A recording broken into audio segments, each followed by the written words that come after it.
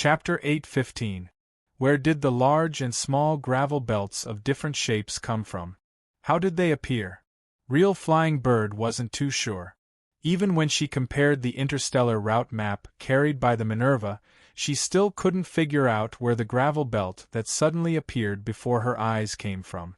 However, Real Flying Bird knew that the gravel belt that suddenly appeared was the only enemy that the Minerva could escape from, a chance for them to escape the pursuit of those ferocious and terrifying monsters that brandished their tentacles and could even use their sharp and hard tentacles to break the Earth Alliance's active space warship, the Agamemnon-class mothership, in one hit.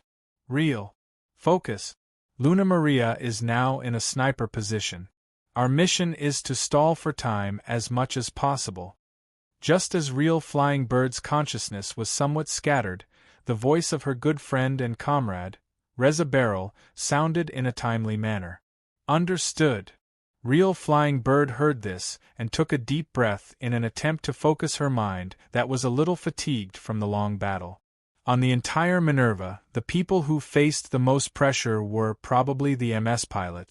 In the week of pursuit, facing the attacks of numerous and strange monsters of unknown origins, the MS pilots on board the Minerva had greatly declined from their full strength until they accidentally rushed into the gravel belt that suddenly appeared. The MS pilots on board the Minerva were only left with Real Flying Bird, Reza Beryl, and Luna Maria Hawk. The other two Zagu warrior squads had already become scattered wreckage on the Minerva's escape route. Real Ray, there's a situation on the radar.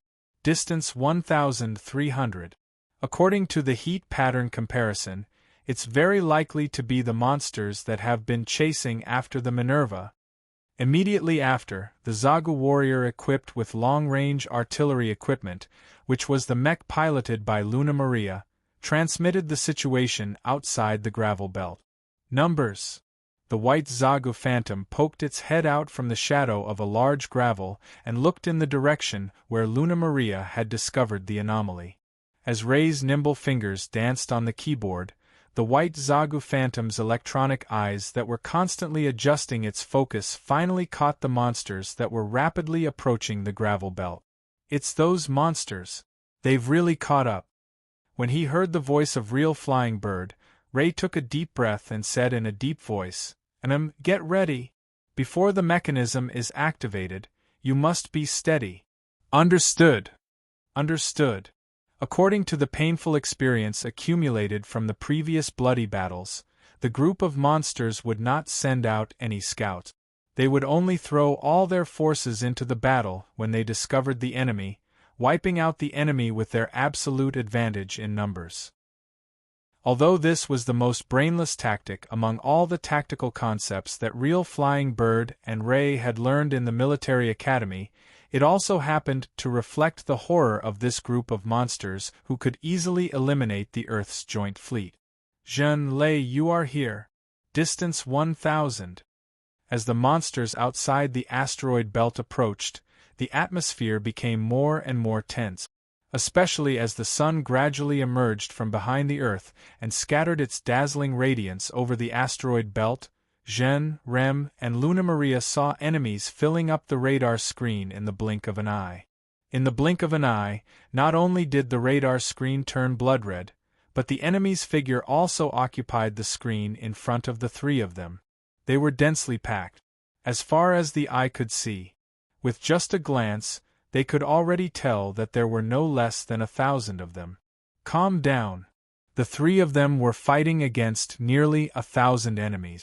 Such a huge disparity made the three of them, who had experienced several bloody battles and witnessed the sacrifice of their teammates all the way to the asteroid belt, couldn't help but tremble. This was the instinctive manifestation of the source creature's fear of death. Ray used his left hand to press down on his trembling right hand and tried to encourage his teammates with a calm tone. Yes, calm down. Real Flying Bird's hands were the same. They couldn't stop trembling. However, in his heart, he wanted to rush up and start a bloody battle with the monsters. Distance 80. Wait. The enemy has made a new move. Luna Maria's voice was trembling. But in the next second, Luna Maria's voice was panicked. Enemy? That? How did the number of monsters? How did it suddenly increase? What? Zhen and Lei took a closer look and immediately sucked in a breath of cold air. They saw that the monster with sharp horns waving its tentacles actually released smaller, pale monsters that either waved their tentacles or had ferocious eyes. Like flies that smelled a stench, they swarmed into the asteroid belt where the three of them were hiding.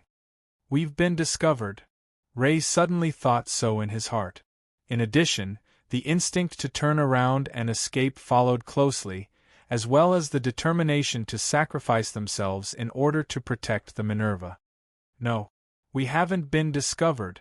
The monsters are gnawing on the rocks. Real Flying Bird shouted, and a trace of surprise appeared on his face.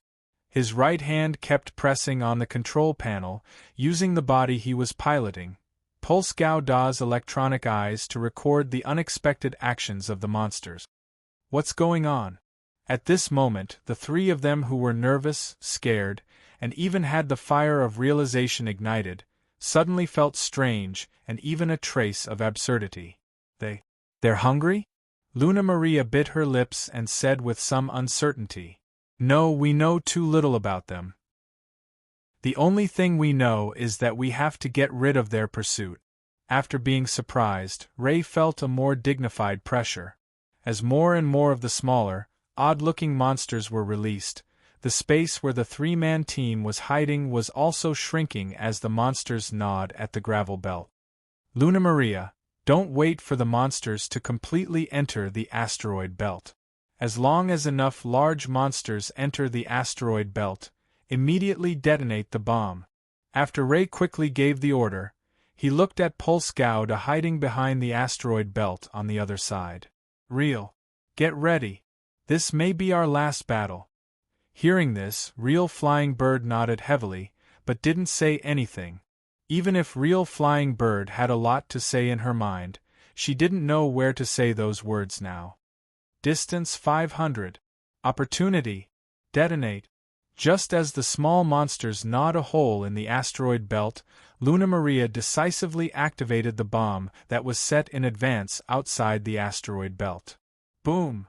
At this moment, countless dazzling brilliance rose in front of the three of them.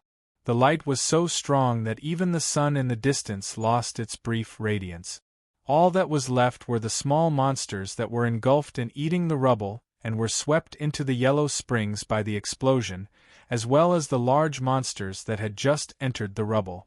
They twisted and struggled in the explosion. Looking at the constantly twisting and struggling figure in the dazzling brilliance, Real Flying Bird seemed to hear the monsters wail in the explosion. Good job, Luna Maria. The wail that emerged in her mind didn't make Real Flying Bird feel fear. Instead, it made her feel a trace of carefree. A trace of carefreeness that came from revenge. This was revenge based on witnessing the tragic death of her teammates under the siege of the monsters, while she could only escape in a sorry state. Real. Action begins. Don't get entangled by those small monsters. Luna Maria, hide yourself well and find a chance to kill those big monsters. Ray's action was very fast. Before the brilliance of the explosion had completely faded, his white Zagu Phantom launched the first wave of attack by relying on the surrounding rubble. While the white Zagu Phantom was flying rapidly, it first threw a smoke bomb to the other side of the asteroid belt. Boom! The smoke bomb exploded with sparks and instantly attracted the attention of the small monsters that were nibbling at the asteroid belt. The white Zagu Phantom rushed out from the other side and used the beam assault rifle in its hand to shoot 3 consecutive shots to blow up the rubble at the feet of the small monsters on the spot. Real. Now. First the smoke bomb, then the rapid attack. The white Zagu Phantom that successfully wiped out a group of small monsters on the spot finally attracted the attention of more monsters. Looking at the monsters that were slowly turning toward his position, Ray sent out a signal loudly. Roger! In the smoke that hadn't dissipated yet, Pulse Gao Da equipped with the air combat backpack rushed out like lightning. Taking advantage of the moment when most of the monster's attention was attracted by the white Zagu phantom, he rushed into the group of large monsters that were releasing small monsters in one breath. Buzz! Pulse Gao Da's beam assault rifle fired 3 consecutive shots and hit the nearest large monster one after another. The first shot, without any accident, hit the sharp angle that could easily break the Agamemnon-class mothership. The enemy was unscathed. The second shot accurately hit the gap between the sharp angle and the bulging sarcoma. A faint black circle appeared. The third shot, extremely fast Pulse Gauda, the moment the large monster brushed past him. He suddenly turned around and shot at the end of the monster's body. This time, it was a hole that emitted faint smoke. It pierced through. In the blink of an eye, Real Flying Bird had found the weak points of these large monsters that could break the Agamemnon-class mothership with a single blow. But it was already too late. If they could find it earlier, the Minerva wouldn't have to flee now. The MS team on board wouldn't only be Real Flying Bird, Reza Beryl, and Luna Maria Hawk. Real Flying Bird, who succeeded, was not satisfied. Instead, he cautiously adopted the strategy of quickly retreating and increasing the distance between him and the enemy. Hum! In the void, a dazzling beam of light appeared and swept across the back of Pulse Gauda, breaking more than 10 tentacles that attempted to attack Pulse Gauda on the spot. Real! Be careful! It was Luna Maria. Her artillery Zagu warrior finally began to show its power after the white Zagu phantom and Pulse Gauda attracted the enemy's attention. Luna Maria, be careful to hide. Under Luna Maria's cover, Pulse Gauda smoothly converged with the Zagu phantom. Our speculation was not wrong. After the aerial combat, Type Pulse Gundam shot out several beams of light and killed the last batch of small monsters. Real Flying Bird slowly exhaled and said, retreat to the second line of defense. The first line of defense was to use the gravel blockade laid by bombs to delay the monster's pursuit and try to find the monster's weakness. This had already been achieved.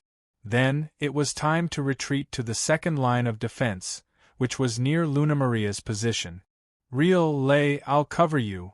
Amidst the asteroid belt, beams of light appeared one after another, piercing through the large monsters that were chasing after the Pulse Gundam. In the silent vacuum, in this gravel belt full of gravel, flesh and blood, the large monsters that were penetrated by Zagu warriors silently crashed into the surrounding gravel. Hard, sharp angles, flesh and blood flying at high speed, instantly became the medium that triggered the gravel belt's agitation. Not good. Retreat. Lei saw the monsters that lost their lives, but did not slow down. They knocked the surrounding gravel and triggered a chain impact reaction, and immediately warned loudly. However, Zagu warrior, who was slightly slower, was dragged down by the heavy high-energy beam cannon, so it was slower by a beat. The gravel that was knocked away crazily hit everything around it.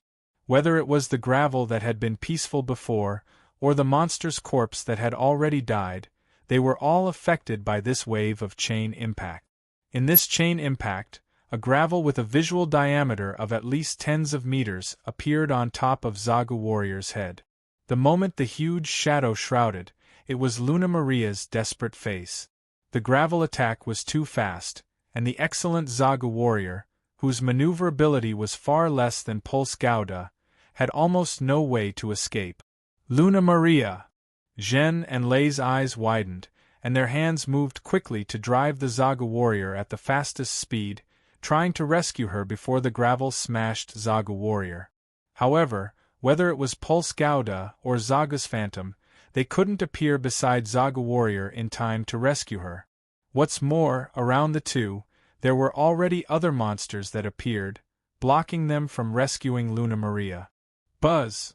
Zhen and Lei were doing their best to rescue her, and Luna Maria wasn't an ordinary woman who would sit and wait for death. When the Minerva was being chased by monsters, Luna Maria had seen death, and had come in close contact with death. Therefore, she definitely wouldn't allow herself to die on the battlefield like this. She definitely wouldn't die like this. The high-energy beam cannon's attack hit the gravel one after another, but it couldn't shatter it in the roar of the explosion. How can this be? Impossible.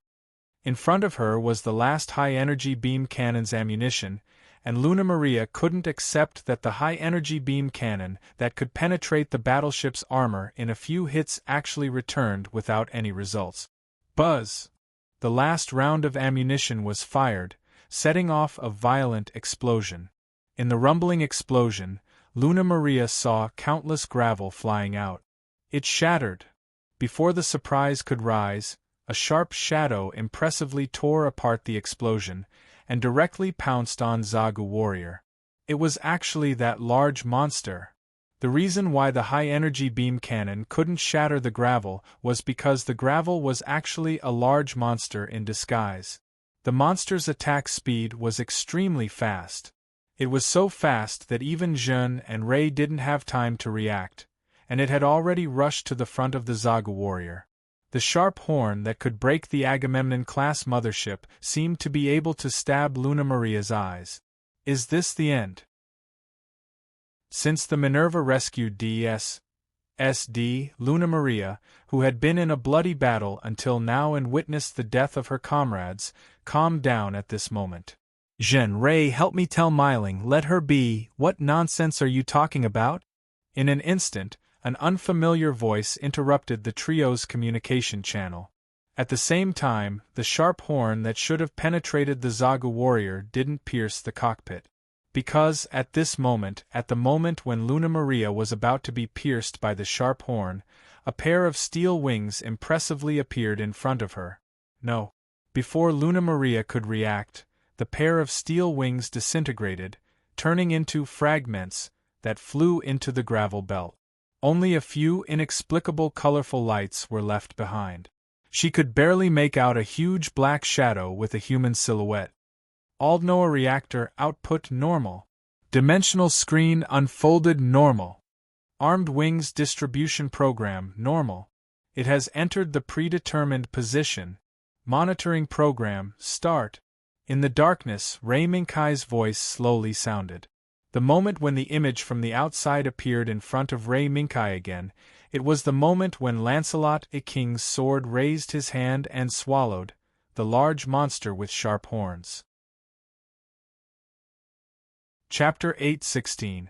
In front of the huge monster, a trace of color ripples gradually appeared, and the pure white body was completely revealed in front of Luna Maria.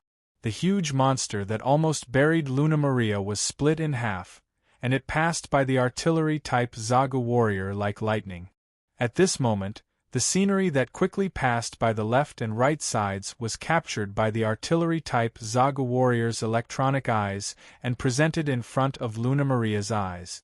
First, a grayish-black hard structure appeared. Then, it quickly turned from grayish-black to bright red. It changed from hard to a bloody mess. It wasn't until the two long shadows completely passed by the artillery-type Zagu Warrior's left and right sides that Luna Maria's gaze was able to refocus on the few drops of bright red liquid that dyed the artillery-type Zagu Warrior's electronic eyes red. At this moment, Luna Maria's lips trembled, but she couldn't make any sound. Scream? Fear?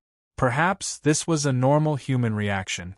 However, Luna Maria, who witnessed the insufferably arrogant Earth-Joint Squadron being killed in seconds and being chased by monsters and paid a heavy sacrifice to escape to the asteroid belt, was no longer an ordinary woman. Moreover, in front of the electronic eyes that were dyed red, there was a figure that shocked Luna Maria. Just by simply raising his hand, he easily killed the big monster that caused the Agamemnon-class mothership to die with a grievance. It was as easy as blowing off dust. As if the monster just happened to appear in front of the body that suddenly appeared, and then inexplicably split into two halves.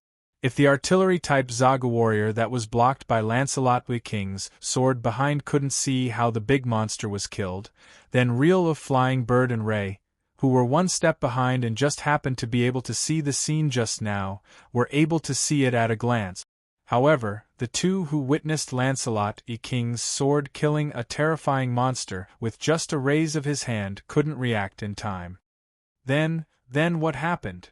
Reel of Flying Bird's eyes were wide open, and there was a trace of fear for the unknown on her face. Then, I don't know.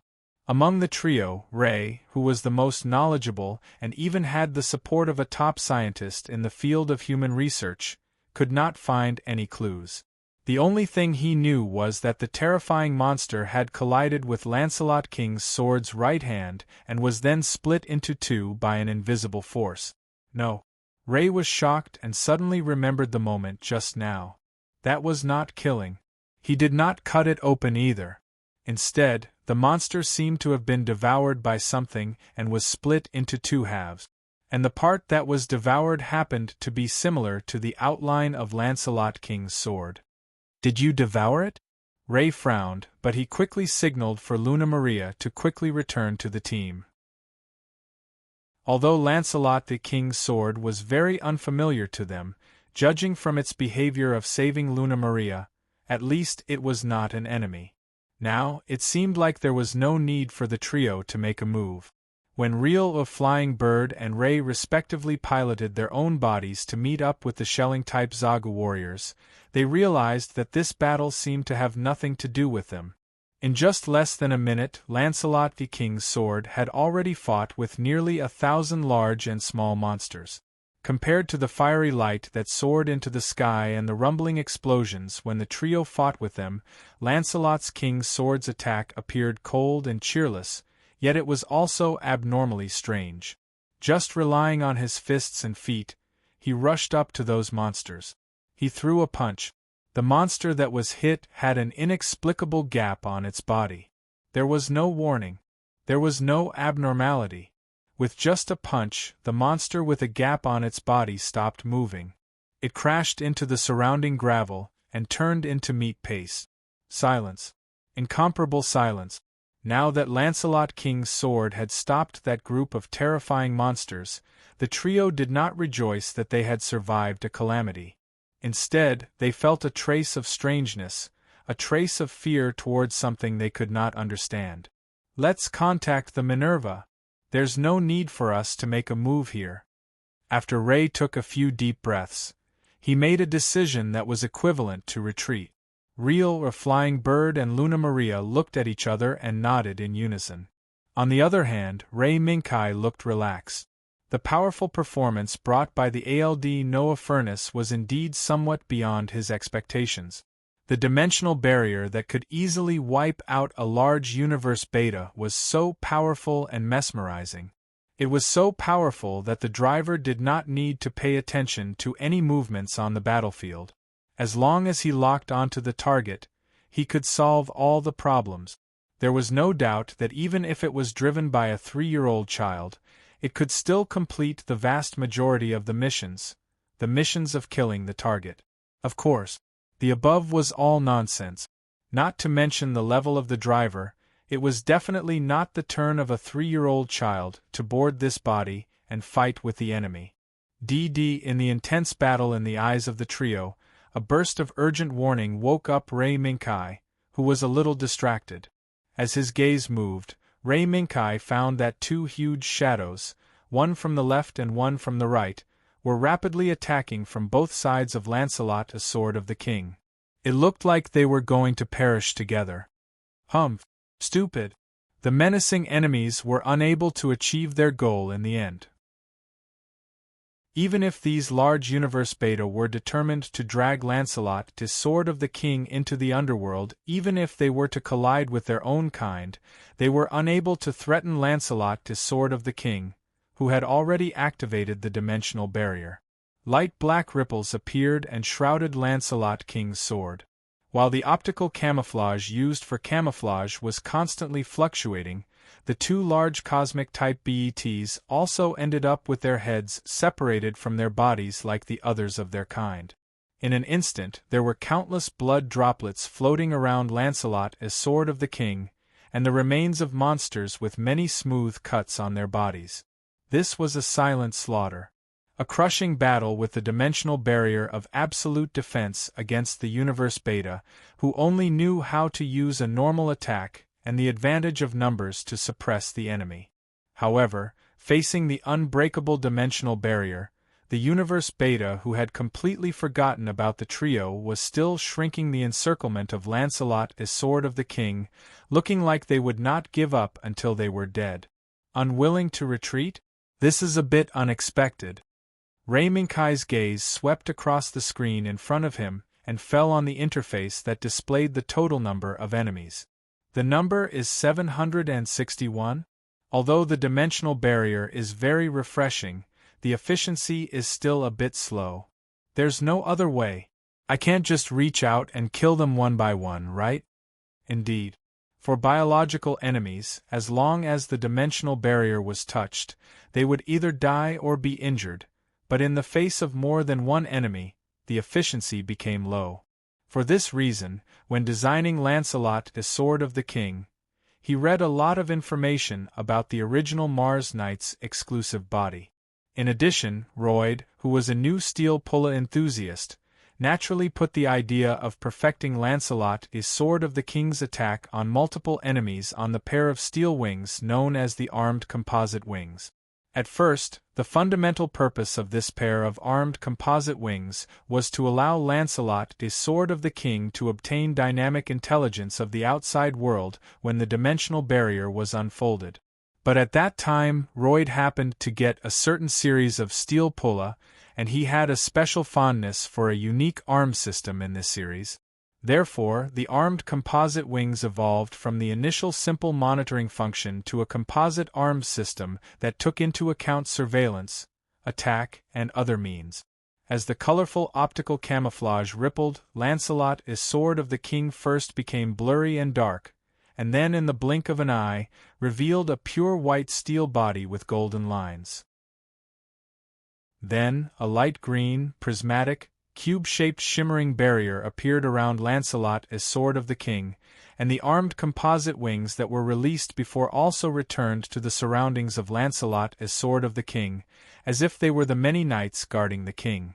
But please note, the armed composite wings that returned to guard Lancelot as Sword of the King only occupied half of the 56 armed composite wings that made up the steel wings.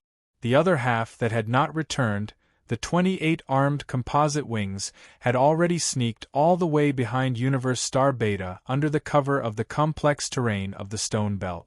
Attack, my kin.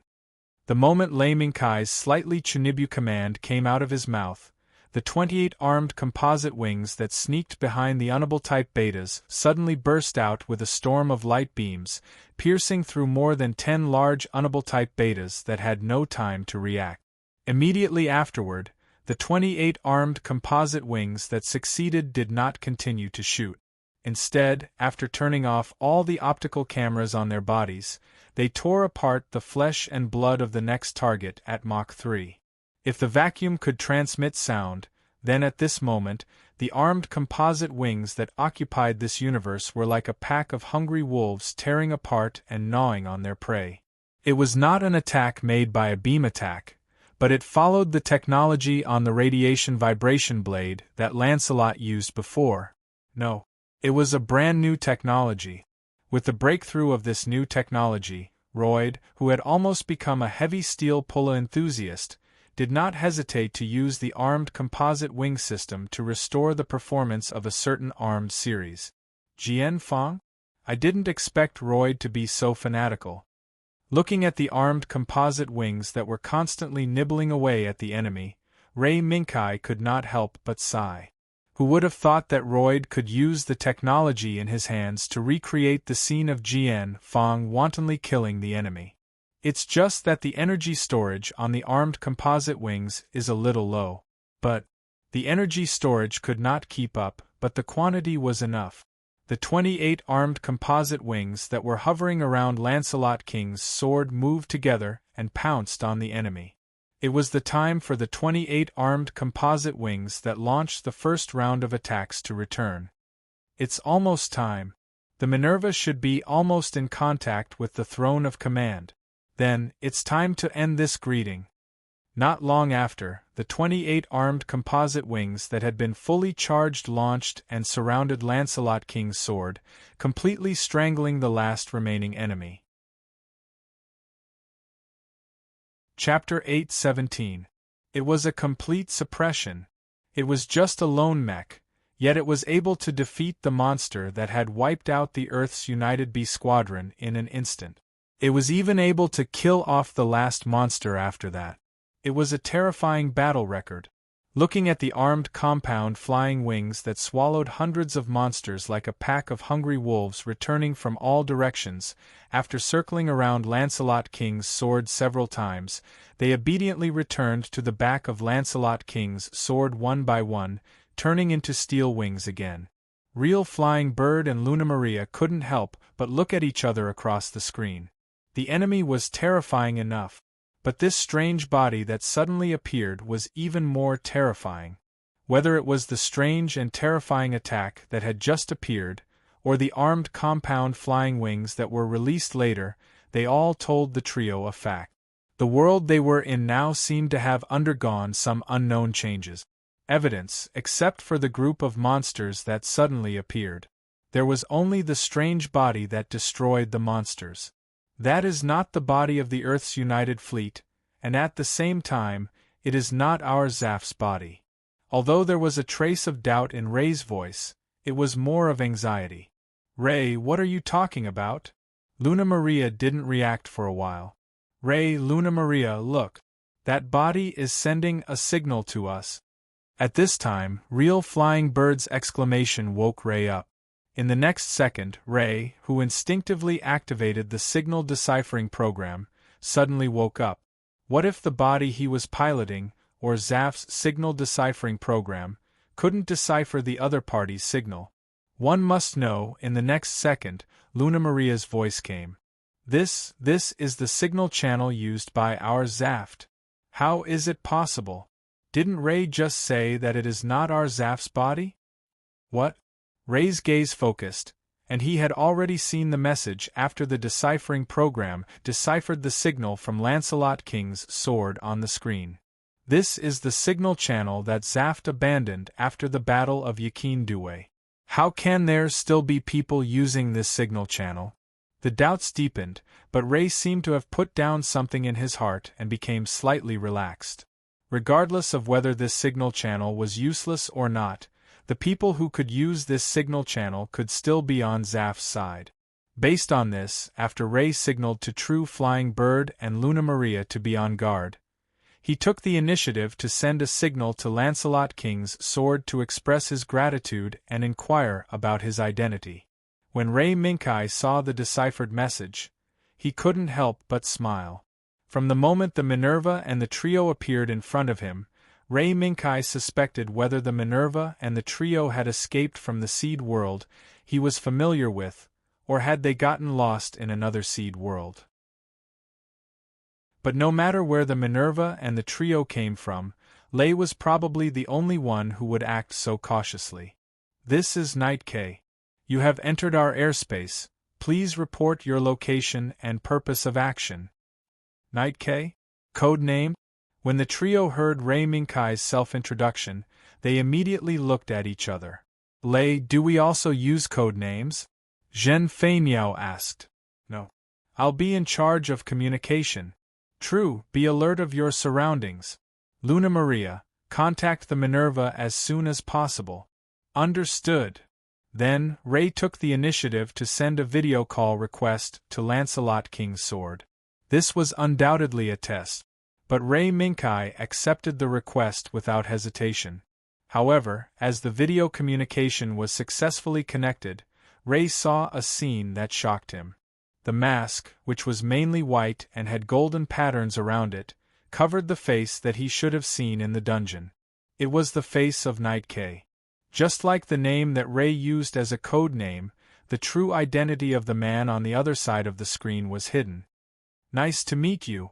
I'm Night K. Please report your location and purpose of action.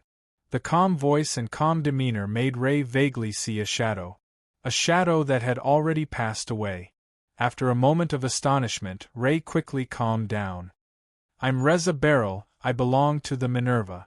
When I was on a mission, I was chased by a group of monsters and came to this gravel belt at the moment of life and death. I'm very sorry. We didn't know beforehand that this was your domain. Monsters? You mean that group of monsters called Beta are chasing you? Chasing the Minerva? Ray Minkai raised his eyebrows and was about to speak when a message from the Throne of Command suddenly popped up. Reza Beryl, it seems that it's time to invite you to our place.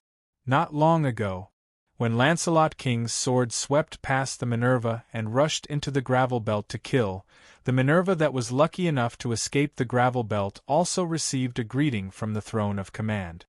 What the hell is that? Satellite Fortress? The Minerva's vice-captain, Arthur Chen, pointed at the behemoth that appeared on the screen and exclaimed, "Calm down, Arthur." After Talia Kratos scolded the shouting Arthur, she looked worriedly at the behemoth in the distance.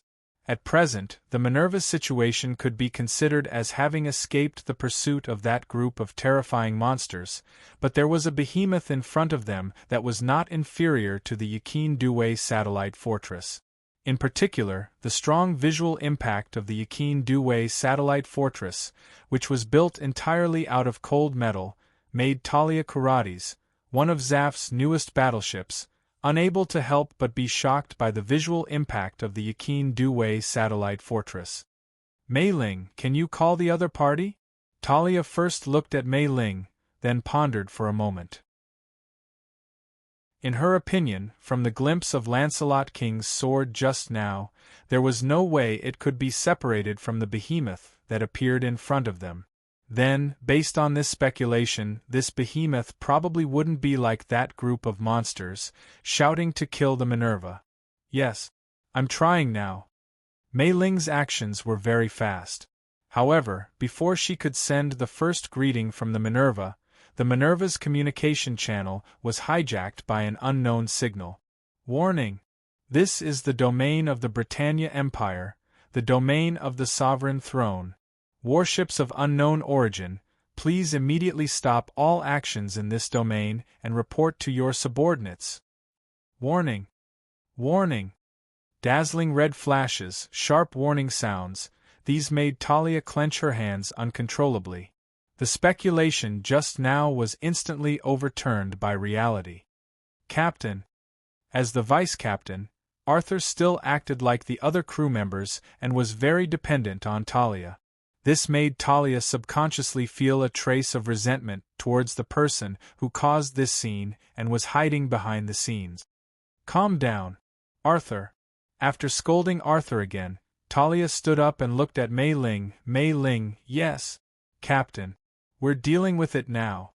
Our communication channel seems to have been hijacked by the other party. Mei Ling's expression became somewhat flustered. No matter how one looked at it, the loss of control and allowing the other party to broadcast the warning on the system screen could be considered as Mei Ling's negligence. No need to panic, Mei Ling. In other words, the other party can also hear us talking. Am I right? Talia's expression gradually became calm. The situation could not get any worse. The huge object in the distance, the Minerva's communication channel, was hijacked. Although it was very embarrassing, it was all proof of one fact. The other party could communicate. This was already enough. I am the captain of the Minerva, Zaf's cosmic warship, Talia Karates. We have no intention of offending your domain, but because of the enemy's pursuit, we came here in a panic. If we have offended you, please forgive us. Just as Talia finished speaking, there was a burst of exclamations in the bridge. It was light. A streak of light that had never appeared on the Minerva, nor would it ever appear, suddenly appeared on the bridge. In the light that came from nowhere, a graceful and beautiful figure appeared in front of Talia and the others.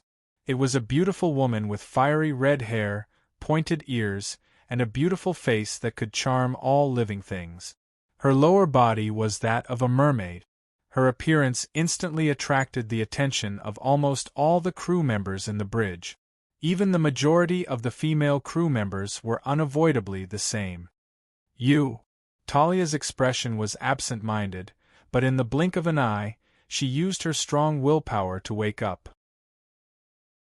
However, she saw that most of the crew members, including Arthur and Mei Ling, were in a daze and did not react to the outside world at all. "Please don't worry. Your crew members won't have any problems. It's just that we need to be quiet." The mermaid floated lightly in the air. "Quiet? You're controlling my crew members?" The strange mermaid. It was a strange scene. It caused Talia's nerves to tense up.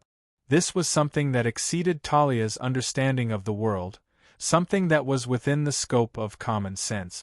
Hee hee. The mermaid laughed lightly.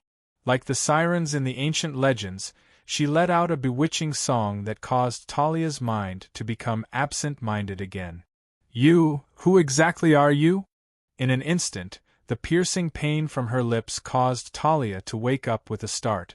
It turned out that Talia's instincts caused her to bite her lips unconsciously, stimulating her consciousness to return.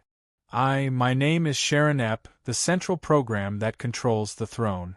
Talia Kurates from Zaft, welcome to the Britannia Empire." The light once again descended from the void, and the bewitching mermaid quietly disappeared. What replaced her was a holy and noble goddess with long hair and a third eye between her eyebrows. Chapter 8:18. How would a baby feel when facing the legendary Titan? Talia didn't know the answer to this hypothesis, and she wouldn't know. But now, she knew how she felt when facing an existence with incomprehensible power and the power to kill her and the crew of the Minerva. That feeling of absolute powerlessness made Talia unable to even muster the courage to struggle. This was the complete opposite of the situation when they were surrounded and chased by those monsters. She couldn't understand what kind of existence the woman who called herself Sharon Epp was. At times, she would transform into a charming mermaid. At times, she would transform into a holy and noble goddess. Just by standing there and speaking with that gentle and moving voice, she was able to control everyone on the Minerva. If the other party didn't want to keep her here, she might have fallen into the same state as the other crew members and fallen under Sharon's control. "Don't worry." The goddess with the third eye quietly disappeared. When she reappeared, she laughed softly in Talia's ear. "This is just to prevent unnecessary commotion. We have no intention of harming you." Talia turned around abruptly, but she couldn't find any trace of Sharon. She could only reprimand her with a sharp voice. "To prevent unnecessary commotion? We're just refugees being chased by the enemy. We don't pose any threat to you." Unfortunately, Talia's reprimand didn't provoke any anger from Sharon. She didn't even react. Looking at Sharon, who had reappeared not far away, Talia's sense of powerlessness grew stronger. "He's back." At this moment, Talia, who heard Sharon's voice, noticed a hint of a smile at the corner of Sharon's mouth. It was a smile that she had once had. It was an expression a young girl would show when she was about to meet the person she loved. Wait! In that instant, Talia subconsciously recalled the way Sharon had addressed herself when she first appeared. That colossal object, the central program of the satellite stronghold known as the Sovereign Throne, as an AI program created by humans to control terrifying weapons, how could it show an expression no different from a young girl in love? What was wrong with this world? At this moment, Talia's heart was in chaos. The monster that had chased after the Minerva and almost sunk it. There was also this woman who claimed to be an AI but had emotions that were no different from humans. All of this was overturning Talia's understanding of the world. Be it the Earth Union, Zaft, or even the many third forces in Talia's world, none of them could do such a shocking thing. Truth be told, no matter how chaotic Talia's heart was, no matter how overturned her worldview was, she was still alive. Now that the Minerva had fallen into Sharon's control, it was already set in stone. Just as Sharon had said, taking control of the Minerva's crew in the blink of an eye was just to avoid unnecessary disturbances. Otherwise, with Sharon's computing power and the massive resources of the central computer, controlling the Minerva would be a simple matter. 2 guiding lasers shot out from the throne's port. The moment they connected with the Minerva, the landing ship that Dilindar had high hopes for, the Minerva, which represented Zaph's highest technology, officially fell under the control of the throne. And this information was also sent to Ray Minkai under Sharon's control. Not long after, Zagu released the hook claw and used it to attack the Zagu warrior, who had used up all of his energy and could only rely on the backup energy to maintain his communication and survival system. The sword of Lancelot King that Zagu's phantom brought back returned to the vicinity of the throne of governance. Along with them were Pulse Gauda, who didn't have much energy left but could only rely on the help of Lancelot the King's sword and Zagu's phantom. What the hell is this? Earth Union's satellite fortress? In the dimly lit cockpit, Luna Maria couldn't help but cry out in surprise when she saw the enormous body of the commander's throne. No, that's not Earth Union's satellite fortress. Ray immediately denied Luna Maria's words, then said, "Don't worry. It's also not Zaph's satellite fortress. Although the distance is a bit far, the scale of this satellite fortress has already exceeded Zaph's Yakinduwe. As expected of Reza Beryl, that's right. This is not Earth Union's satellite fortress, nor Zaph's satellite fortress, but a satellite fortress owned by the Britannia Empire and directly under Her Majesty Euphemia Li Britannia." Ray Minkai smiled and told Ray and Luna Maria the basic information about the throne through wired communication. However, the strange thing was that Ray Minkai had forgotten about the Pulse Gundam behind him and the real flying bird sitting in its cockpit. On purpose? Or unintentional? Maybe only Ray Minkai knew. It was only when the guiding laser of the ruling throne was clearly visible and connected to the Zagu warriors and Zagu phantoms that had lost their ability to move due to the exhaustion of their energy that Lancelot King's sword retracted the claws that had helped them along the way. Reza Beryl, Luna Maria Hawk, and Real Flying Bird. Your mothership Minerva has been anchored in the throne's port half an hour ago. I believe you can't wait to return to your ship. Then, see you in an hour. As the steel wings stretched out, Lancelot the King's sword followed the guidance laser and flew into the throne. He didn't doubt that the trio would turn around and leave. Of course, in the current situation of running out of energy, Ray would inevitably make the most correct choice. Even Pulse Gauda, who had been hanging behind and pretending to be in a hurry, did the same when Lancelot the King's sword left and accelerated to the side of Zagu warrior and Zagu's phantom. Ray Luna Maria. I can't contact the Minerva. Real Flying Bird's gaze was fixed on Lancelot the King's sword on the screen with extremely complicated emotions in her eyes. It was gratitude, it was doubt, it was even more worry. The appearance of Lancelot the King's sword was undoubtedly the key to saving them. However, the Minerva, which had disconnected first, had never contacted the trio. It wasn't until Ray Minkai brought them here that they were told that the Minerva had docked in the port of the satellite fortress called the Throne half an hour ago. Such a puzzling situation made Real Flying Bird feel a trace of worry in her heart. She was worried about the safety of the Minerva. She was even more worried about the safety of the people she was familiar with. Let's go.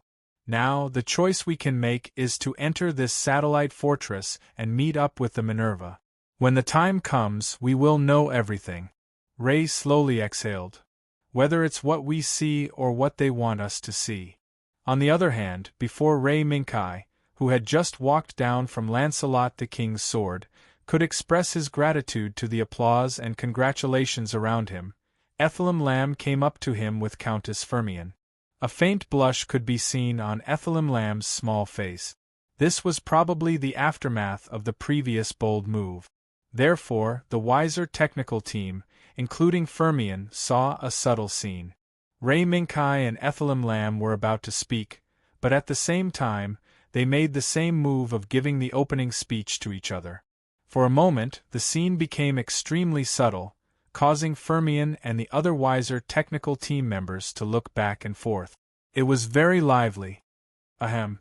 Everyone, Lancelot the King's sword's performance in the initial battle was very good, but after closing the dimensional barrier, The attack method is a bit monotonous. I hope you can continue to improve.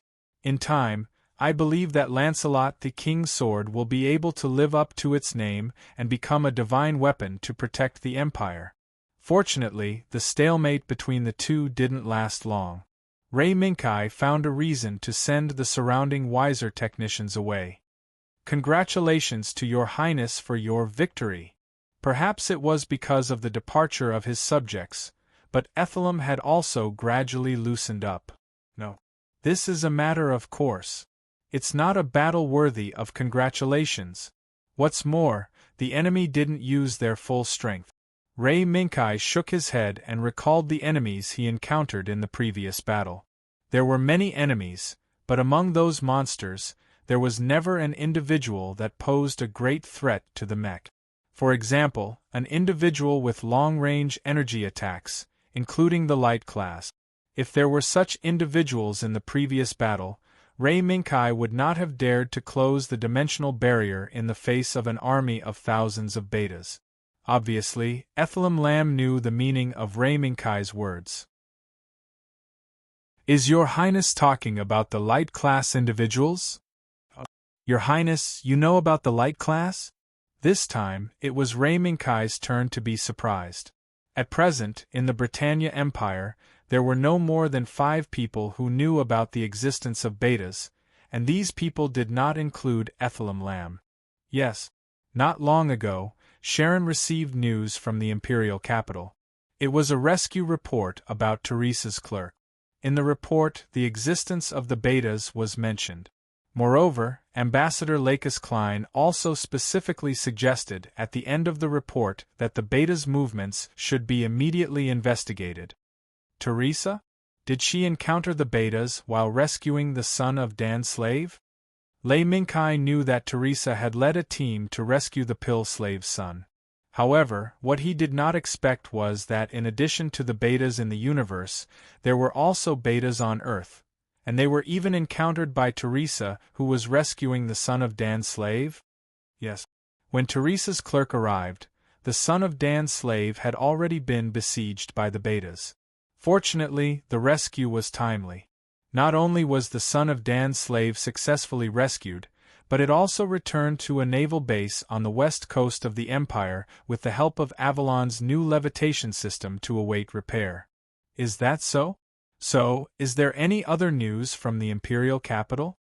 Ethelum Lamb nodded slightly and looked up at the electronic clock above the wall. In 15 minutes, His Majesty will hold an online meeting. It will inform him of the current situation facing the Empire and the countermeasures needed to be taken for possible future situations.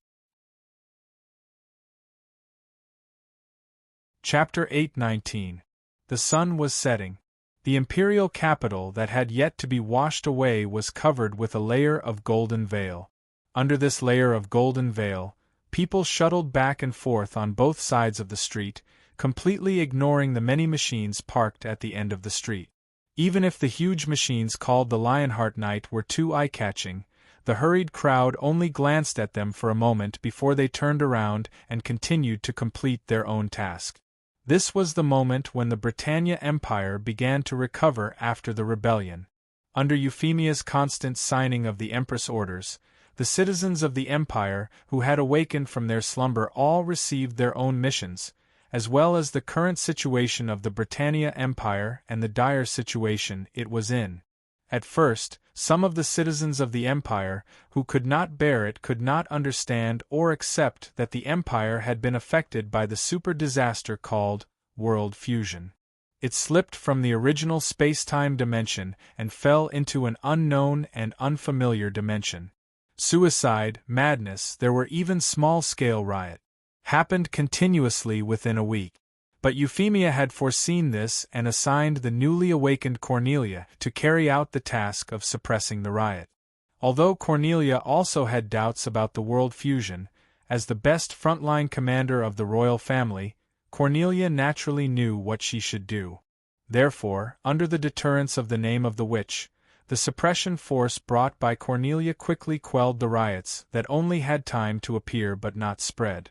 Thank you for your hard work, sister. When the last ray of the setting sun fell, Euphemia, who had finally finished the last document, slowly put down the pen and looked up at Cornelia, who had completed the task. "This is what I should do," Cornelia responded to Euphemia meticulously. That look made Euphemia sigh helplessly. "Sister, there's only the two of us here now. There's no need to be so obsessed with etiquette." As Euphemia spoke, she stood up and walked to Cornelia's side. She reached out and shook Cornelia's right hand, just like a younger sister acting coquettishly towards her elder sister. Looking at Euphemia, who was the Empress of the Empire and carried the future of the Empire on her shoulders, Cornelia's stern face finally softened. "UFFI. Although there are only the two of us here, you have to pay attention to your behavior." "Of course I know. But now standing in front of me is my biological sister. Why do you have to put on airs as the Empress?" Euphemia slightly pouted and put on an angry look. Seeing this, Cornelia couldn't help but laugh. "Really? Okay. Up to you. UFFI. Do you want to take a break?" Then, Cornelia looked at the clock on the wall. "It's time for dinner." But Euphemia shook her head. "Dinner can be eaten later. Now, sister, come with me. This is..." For a moment, Cornelia, who didn't realize what was going on, suddenly remembered something. "UFFI, is it time for the online conference?" Euphemia nodded. "Yes. There are still 5 minutes before the online conference begins. I believe Kai and the others are already waiting online." Just as Euphemia said, when the most distinguished royal sisters of the Britannia Empire came to the holographic projection of the online conference, Teresa, Ithilum, Lacus, Ray Minkai, and Vervian Sharon Epp had been waiting for a long time. The light fell from the dome and constructed the conference room with the flag of the Britannia Empire hanging above and a round table below. As the last ray of light faded away, Teresa, Aethelum, Lax, Lay Minkai, and Vervian Sharon Epp appeared on the high-backed chairs placed around the round table one after another. "Sorry for the wait, everyone." When Euphemia sat down in the main seat, she nodded to the people she trusted and relied on. Cornelia stood behind Euphemia and silently watched the meeting that would determine the future of the Empire. "No. I just came online." Lay Minkai smiled and looked at Teresa, who was sitting opposite him. "Teresa, I heard that the son of Dan's slave was saved?" Originally, as the opening remarks, Euphemia should be the one to say it. But in view of the relationship between Ray Minkai and Euphemia, no one felt that there was any problem. What's more, Euphemia herself had no opinion on this. Seeing that Ray Minkai asked about her as soon as he opened his mouth, Teresa nodded first and then showed a look of relief. "Yes. As your Highness said, when I led Avalon to the coordinates of the son of Dan's slave, I found the monsters that had only been seen in the Empire's confidential intelligence. The Beta was besieging the son of Dan's slave. Losses." Euphemia and Ray Minkai looked at each other and immediately asked. Even though Euphemia had seen it in the report submitted by Teresa before, asking her directly would be more detailed than reading the report. 30 soldiers were killed, nearly 100 were seriously injured, 6 AS were lost, and 3 remained. What's more, in addition to running out of ammunition and food, the son of Dan's slave's power furnace is seriously damaged and has completely lost the ability to navigate. Currently, a further comprehensive inspection is being carried out in the naval base on the west coast of the Empire. In other words, the son of Dan's slave has lost its combat ability. This was bad news. In view of the current situation around the Britannia Empire, having one more trump card in hand would give them more confidence in the face of the unknown and unexpected situations. But now, it seemed that the son of Dan's slave would not be of any use. "No, this is not bad news." At this moment, Vervian spoke. At the same time, a projection screen appeared in front of everyone. Ray Minkai took a closer look and found that in addition to groups of constantly changing data, the information presented on the screen was a warship design pattern that slowly rotated, showing the shape of different angles. This is the son of Dan's slave? Although this was a design that modified the rear half of the warship from propeller propulsion to two large conical nozzles on the left and right and several auxiliary nozzles on the top and bottom, Ray Minkai still recognized the son of Dan's slave from the front half of the warship. Yes, although the loss of the son of Dan's slave's mobility is a regrettable thing, it may be an opportunity. Vervian looked at Teresa. The latter took over the conversation. I have confirmed the situation on the son of Dan's slave. They are my former subordinate. Therefore, in the face of losing contact with the Mithril headquarters and the son of Dan's slave losing its combat ability, most of my subordinates chose to listen to my command again. Therefore, the son of Dan's slave may be able to carry out a modification with the support of the Empire. Modification? Can it be done? Originally, the son of Dan's slave was designed according to the underwater combat environment. If it was just a modification of the MS, Ray Minkai naturally wouldn't ask such a question. But when it came to a warship with a more complex design and a wider range of aspects, especially a warship from another world, the topic of modification was not something that could be done easily. Indeed. But we have already found the best solution. Vervian nodded and showed a confident smile. Relying on our computing power, the modification plan of the son of Dan's slave has been preliminarily finalized. The rest is the energy needed to start construction. This doesn't require the current manpower and material resources of the Empire. Because we have a friend that we can rely on. Friend. Euphemia pondered for a moment and already thought of the friend mentioned by Vervian. Your Excellency Lakis, is Miss Hinana willing to help us? Noticing that Euphemia was looking at her, Lux nodded slightly. Yes. Mimi and Nana volunteered to share some of the pressure. From Mimi's point of view, the Britannia Empire being affected by the super disaster of the world fusion is also partly her responsibility. Is that so? Then I'll have to trouble them. Later, I'll personally thank them. After receiving Lakis's acknowledgement, Lakis first thanked her and then said, Actually, Mimi doesn't have to mind so much. This isn't her fault. Your Majesty is right.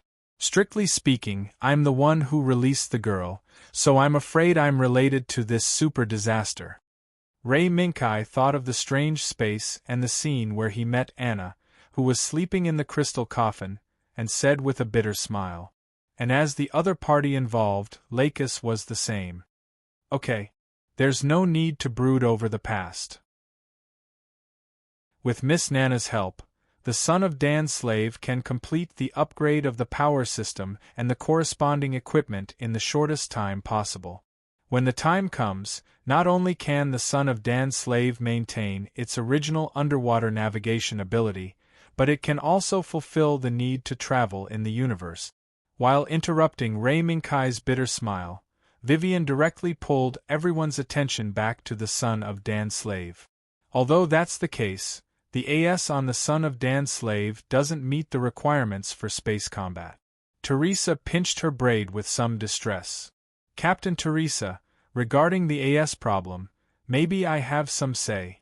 Cornelia, who was standing behind Euphemia, stepped forward and spoke under Euphemia's signal.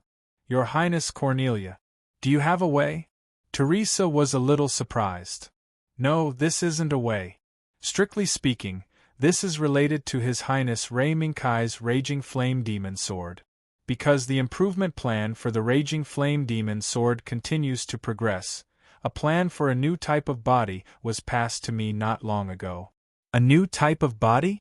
A new type of body with a lambda drive system installed? Everyone present was already familiar with Ray Minkai's Raging Flame Demon Sword, and they were even more aware of the powerful power it contained. But what Teresa didn't expect was that the Empire still continued to promote the project of cracking the lambda drive system. Yes, it's a new type of body designed for multi-purpose and extremely changeable combat environment. Although it's not much of a problem to continue to use the AS in the atmosphere. But the son of Dan's slave that completes the modification will also be involved in the universe battlefield. At that time, with the performance of the M9, I'm afraid it won't be able to adapt to the more complex and dangerous universe battlefield. In this regard, Teresa couldn't find any reason to object. As a mithril, Teresa knew very well that the M9 had inherent flaws in its design. Originally, these flaws were dispensable for the Earth where mithril was located. But in today's changeable world, it became a fatal flaw. So, while the son of Dan's slave is being modified, let Melissa Mao and the others adapt to the new body as soon as possible. Chapter 820. In addition, the refugees taken in by the son of Dan's slave have been settled in temporary settlements near the port through the Empire. Teresa's speech came to an end after she finished explaining the final arrangements for the son of Dan's slave. Next, it came to the topic of the Britannia Empire's satellite fortress in the universe, the Throne of Command. The technology used by the ship is not the technology system we are familiar with, and it is even different from the technology of the world I came from. Based on the technological system used to design and manufacture that ship, there isn't much of a difference between the current technological system of the Britannia Empire, which is currently integrating multiple technological systems. The first to speak was Sharon Epp, who coexisted with Vervian. While Vervian assisted the Empire in completing various tasks, Sharon Epp was also controlling the Throne of Command and observing various threats from the universe. Generally, Euphemia asked. Yes. If our Empire's flagship, Avalon, encounters that warship on the battlefield, the radiation shield technology used by Avalon is enough to resist most of the ship's attacks. Of course, the positron siege cannon used by the ship is likely to pose a threat to the radiation shield. On the other hand, most of the live ammunition on Avalon cannot cause damage to the laminated armor in a short period of time. Except for Freya? As soon as Sharon finished speaking, Ray Minkai added this sentence. Sharon nodded. Indeed. Overall, both the Avalon and the Minerva had their own merit. Moreover, in terms of overall design, Minerva's design concept is more suitable for the universe battlefield than Avalon. Although it is difficult to say, even with the existence of the radiation shield and Freya, if Avalon is seriously damaged on the universe battlefield, I'm afraid the ship will be destroyed and the people will die. This was the truth. Even if the Britannia Empire's current technology was constantly improving, the weapon design concept was still lacking. Even with Ray Minkai, a powerful pilot who had been on the universe battlefield many times, as the Empire's Night King, it was impossible for the designers responsible for designing the future warship of the Empire to achieve a breakthrough in design thinking. Now, the arrival of the Minerva was undoubtedly a breakthrough. It was a good example to use for reference. Then, please continue to analyze the overall design of the Minerva and pass the results to Royd. I'm sure he'll be very interested. Understood. By the way, Sharon, what did you find from the Minerva? Sharon raised her right hand slightly, and a new round of portraits appeared on the projection screen in front of everyone. Sharon had hacked into the various systems of the Minerva while she was controlling it. Since then, the secrets of the Minerva had become an unguarded treasure chest for Sharon. This is a partial image of the ship when it was first built. What was shown on the screen was a group of people with smiles on their faces, Kim En, who was dressed solemnly for the ceremony, and a group of black-clothed men with serious expressions who were on guard against the situation around them. Among them was a handsome man with long black hair who was walking on the red carpet towards the Minerva. Dilindar. The long-haired man was not difficult to recognize. After all, Ray Minkai and Dilindar had met a few times. However, Ray Minkai had more doubts about the Minerva and Dilindar's appearance. Sharon, are these the only images of the Minerva's first voyage? For example, do you have images of a sudden attack? Attack? Sharon narrowed her eyes slightly. Countless images flashed through her eyes in an instant, and she already had an answer. No. There was no attack on the day of the Minerva's first voyage. The ship's first voyage ceremony went very smoothly. This answer was beyond Rei Minkai's expectations.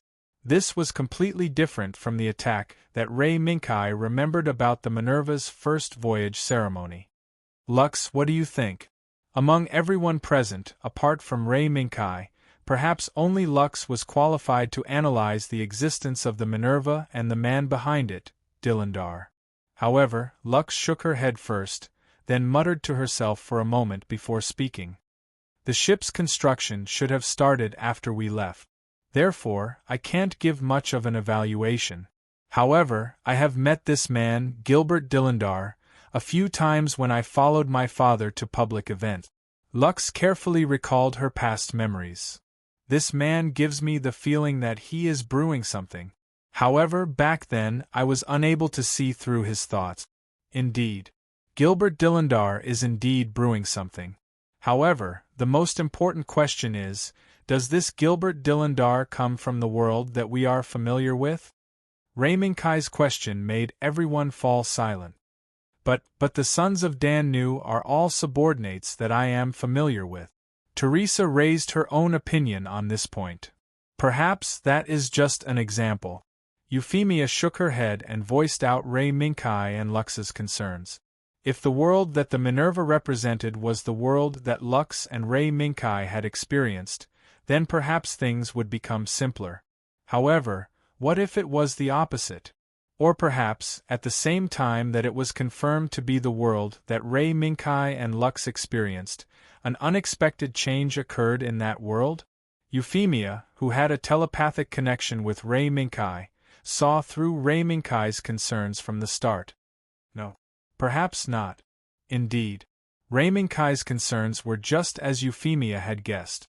As someone who had personally experienced the Battle of Yajin Duwei, Rei Minkai knew that his actions would cause the entire world to deviate from its course, and this deviation was probably already beginning to appear. Sharon, search for D.S.D. In the blink of an eye, Sharon found the information that Rei Minkai wanted and placed it on the projection screen. Serene. When he heard Lux's soft exclamation, Rei Minkai sighed inwardly. I knew it. In the previous battle, what Rei had mentioned about the Minerva's mission to rescue D.S.D. was indeed true. In addition, as a key figure who was closely related to Rei Minkai, Lux, and even Gouda, the pair of radiance-bearers installed long before history, Selene Markgrave was also on the Minerva. Moreover, along with the appearance of Selene's information, a shocking scene also surfaced. This is a space rift? A huge rift spanned across the universe, and even the colony satellites that Plant was most proud of appeared so small in front of this rift. This is the mark I left behind when I attacked Genesis. At this moment, the figure of the white cat, State Zero, appeared beside Rei Minkai. Its golden pupils were staring at the rift that spanned across the universe. In the records of the Minerva, this rift is called the X1 rift. It is also the key that led to the Minerva's rescue of D.S.D. and the subsequent series of events. In Sharon's narration, the photos were constantly swiped until they finally stopped at the group of black dots that appeared in the center of the rift. Beta. Yes. Looking at the photos of the black dots that were constantly enlarged and restored, a name came out. TSK. I didn't expect that the rift I left behind would attract this group of disgusting bugs. The white cat, State Zero, looked at the strange and disgusting cosmic beta and could not help but laugh at itself. Rei Minkai patted his partner's furry little head. No. That's not your fault. Sharon. Check the date of these photos, and then compare the time of the super disaster. Understood. After a while, the answer was in front of everyone's eyes. As expected. Looking at the final answer, Rei Minkai could not help but let out a long sigh. The time when the beta appeared in that world was roughly the same as the time when the world merged. Then, the Minerva did indeed come from the world we experienced. When Lakis said this conclusion, a trace of worry seemed to flash across her face. Ray Minkai knew that she was worried about Siegel Klein and her sister, Clea Klein, who should not have appeared beside Lakis but had become Lakis Klein's sister. Siegel and Clea will be fine. Lakis. Yes, I know. Although the Kingdom of Scandinavia is not a big country, it is enough to protect the safety of my father and sister. However, if you want to know more about the situation, I'm afraid you have to start with Dr. Serene. Your Majesty, I have to go up. Euphemia and Lakis looked at each other, and there seemed to be a light that Ray Minkai could not see through in the air. In the next second, the girl who controlled the power of the Empire nodded slightly. In that case, I'll have to trouble you, Ambassador. Also, I have something to entrust you with. Your Majesty. Please speak. Euphemia nodded slightly. The appearance of the beta was unexpected. But from the information, the beta's range of operations is limited by Hive. The beta on land is fine, but I hope the ambassador can personally investigate whether the beta in the universe poses a threat to the throne of governance. After that, Euphemia said again, of course, this is not an official request. It's based on my personal request, Euphemia. Your Majesty, you're exaggerating. I'll do my best. Then, Euphemia directly called out a name. Ethelum. Your Majesty. Please give your orders. Ethelum, who had been acting as an audience, stood up and bowed. Due to the busy internal affairs of the Empire, we are temporarily unable to receive friends from another world. Only you and the Night King can receive friends from another world. Yes, Your Majesty. Today's meeting will end here. Captain Teresa is in charge of the matters of the son of Dan Nu. The Night King, Ethelum, and Ambassador Lakis are in charge of the matters of the Minerva. The rest will proceed according to the original plan. Yes, Your Majesty. Chapter 8:21. The Minerva. As usual, Talia was on duty in the captain's seat. This was the third day since she entered the throne of governance. With the Minerva docked in the middle of the throne, Real Flying Bird, Risa Bearer, and Luna Maria returned, and everything returned to normal. No, this was not normal. Apart from Talia, no one on the Minerva remembered Sharon's existence, nor did they remember what happened after the Minerva charged out of the asteroid belt. The Minerva's crew only remembered that after the Minerva charged out of the asteroid belt, it involuntarily fell into a deep sleep. Other than that, they had no recollection. Faced with this situation, even if she knew that the trio had doubts about the Minerva's situation, Talia still chose to remain silent. She concealed what happened between her and Sharon. What made Talia even more pessimistic was that even if she confessed Sharon Epps' existence, it would only be a futile struggle. Ever since the Minerva was hijacked into the throne of governance, Talia knew that her actions would affect the life and death of everyone on the ship. According to the evidence, after the Minerva entered the port, the woman named Sharon did not intercept the trio's return and some of the supplies that were sent over. Captain. Dr. Selene's communication. Just as Talia was racking her brains over the Minerva's future, Mei Ling's voice sounded. Transfer to the captain's room. Talia nodded and looked at her assistant, Arthur. Arthur, I'll leave this place to you. Remember, don't cause trouble. After a few steps, Talia warned Arthur once more. Remember, don't cause trouble. Arthur was stunned and did not seem to react. He just nodded instinctively. Regarding this, Talia could only resign herself to fate. Hopefully, the other party did not have any ill intentions. A few minutes later, Talia returned to the captain's room. After listening to Dr. Selene's report, she leaned back in her chair and remained silent. Captain Talia, are you worried that there's something wrong with the supplies sent by the people of this satellite fortress? As D.S. D's most outstanding scientist, it was a bit of a waste for Serene to check if there were any problems with the supplies sent by the Throne of Command at Talia's request. Moreover, the meticulous Serene didn't discover any other humans apart from the crew of the Minerva when she received the supplies. From the beginning to the end, the only objects that came into contact with the Minerva were the transport drones that came in and out of the tunnel. Maybe. Talia's lips moved, but she didn't dare to speak too clearly. From the moment Sharon appeared and hijacked the Minerva, a new warship built with the best of Zaf's technology, Talia knew that everyone on the ship, including herself, was most likely under Sharon's surveillance. That's right. The Minerva was no longer a secret. He sighed in his heart. Just as he was about to thank Serene, the communication from the bridge suddenly popped up. Dr. Serene, please wait a moment. On the other end of the communication, Serene didn't mind Talia's sudden action. Instead, she was shocked by Talia's subsequent action.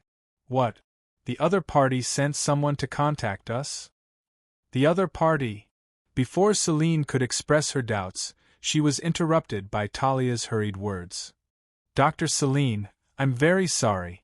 Please hurry to Neku immediately. The owner of this satellite fortress has appeared. The Throne of Command. When the woman named Sharon appeared again, she brought with her this piece of news.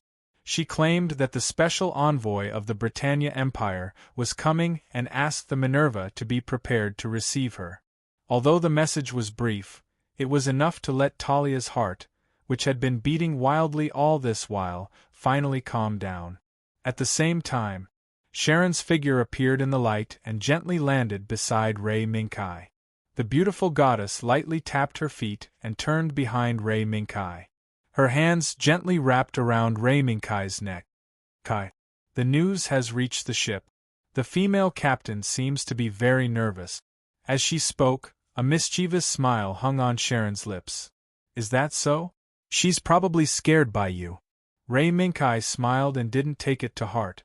The reason Talia Karates was nervous was because she was ignored by Sharon for a few days. Even the transportation of resources was handed over to the transport drones that only knew how to transport and didn't know how to communicate. The pressure from unilaterally blocking the Minerva's information was immense. Moreover, Rei Minkai didn't want to completely crush Talia's psychological defense. Sharon, is there anything unusual around here?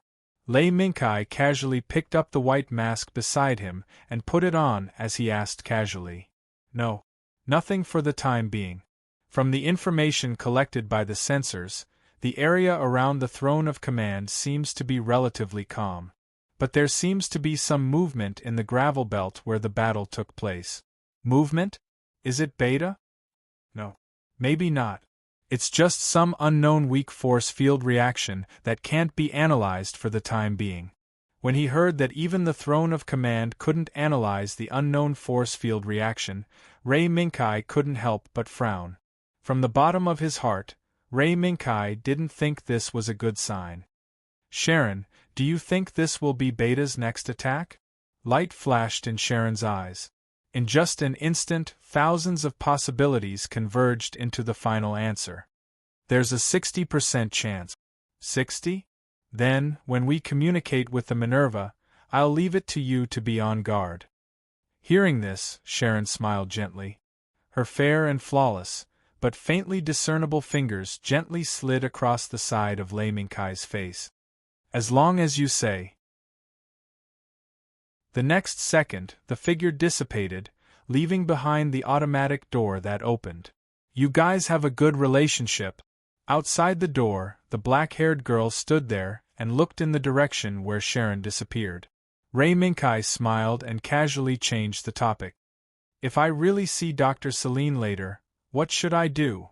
The black-haired girl wasn't her, but Lakis Klein, who once again appeared with the face of Audrey Britannia.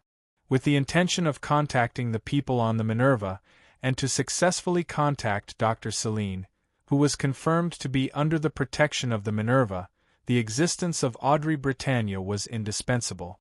especially since Ray Minkai could only use a mask to cover his face that was probably already famous in Zaf. What else can I do? Continue to approach Dr. Celine in the name of Audrey Summers. I believe Dr. Celine won't expose my existence. Lakis blinked mischievously and said with a sweet smile. Is that so? Then, when we meet with the people on the Minerva, please stand behind me for the time being, Your Highness. Yes, Night King. In fact, Ray Minkai and Lakis weren't the only people participating in this meeting.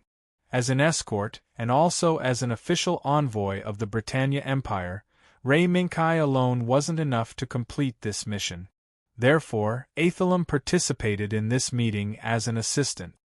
Your Highness, Ambassador, the preparations are complete. We can set off at any time. This wasn't.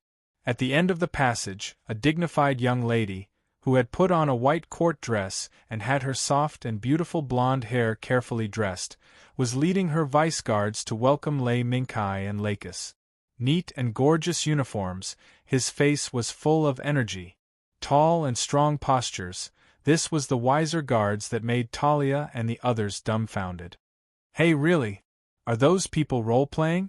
Looking at the gorgeous military uniforms worn by the wiser guards, Luna Maria, who was standing behind Talia, couldn't help but poke True Flying Bird's arm with her arm. True Flying Bird shook her head and didn't answer Luna Maria. Luna Maria frowned slightly, looked past True Flying Bird, and looked at Ray, but found that Ray was staring at the front. Ray, what are you looking at? Surrounded by the gorgeous wiser guards, a man and two women slowly walked out and walked toward the welcoming team led by Talia. What Luna Maria was most concerned about was the man whose face was covered by a white gold-rimmed mask. Is that the pilot? Is he the leader here? While Luna Maria was puzzled, Ray Minkai, Lakis, and Athalam came in front of Talia. I'm Zaft, captain of the Minerva, Talia Karates. Talia took the lead in introducing herself and led everyone to salute Ray Minkai. Britannia Empire, Knight K. Facing the experience of Talia and others, Ray Minkai responded with the Britannia Empire's knight salute, while Lakis and Athalam responded with court etiquette. Such a strange scene made Talia frown secretly, but she didn't say anything. She was more concerned about the Britannia Empire, mentioned by Ray Minkai. According to Talia's knowledge, the Britannia Empire didn't exist on the Earth she was familiar with. Talia, who had originally thought that she would be able to obtain more information after coming into contact with him, suddenly felt even more doubts surging in her mind. And these doubts may not be answered for a while. That was because the beam of light that Talia viewed as a great threat had once again descended from the sky, outlining a beautiful yet dangerous figure. There's a situation. Beta appeared once again. And the number is rapidly increasing. I'm afraid it won't take long for them to notice our existence. Sharon, is it those unknown force fields? Yes. In a short period of time, the energy reaction of those unknown force fields suddenly jumped to an astonishing level. Beta also appeared at that time. Her premonition became reality. Number? Type? It's now increasing at a compound speed. Currently, we haven't found any individuals related to the light level. After Ray Minkai nodded, he looked at Talia and apologized. Sorry, Captain Talia. This isn't a good time for us to sit down properly. We need to deal with uninvited guests here. Wait. Talia naturally heard the conversation between Ray Minkai and Sharon clearly. Your Excellency Knight. Although we don't know how those monsters appeared, it's very likely that they chased us here. Therefore, we should do our part. After saying that, Talia directly called out the trio. Ray, really, Luna Maria. Prepare to attack. Yes. The trio replied in unison. Ray Minkai didn't object, nor did he stop them. He only glanced at the trio. Follow me if you're not afraid of death. Chapter 822. In the Boundless Void, A gravel belt about hundreds of kilometers long and more than 10 kilometers wide at its widest was slowly moving quietly along a certain track until the moment of the universe's destruction. However, at a certain moment, a certain restlessness quietly appeared, constantly causing waves of ripples in this gravel belt. At this moment, it was as if the ripples on the surface of a calm mirror tore apart the tranquility in the silence and ignited the gravel belt. If this boundless void had sound, one would definitely be able to hear the wails and roars of this gravel belt.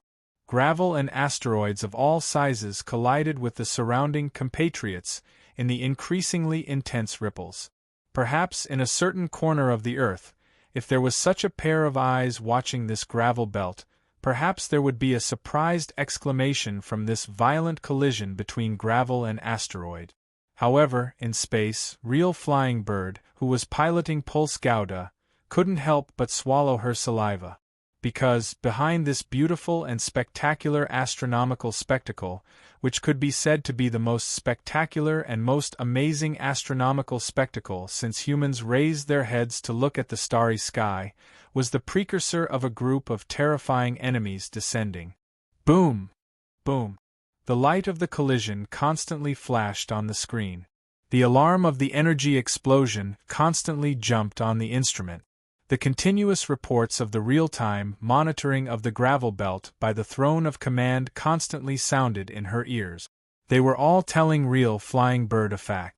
Behind the beautiful and spectacular astronomical spectacle, a rapidly increasing number of enemies were attacking the fragile line of defense of the gravel belt.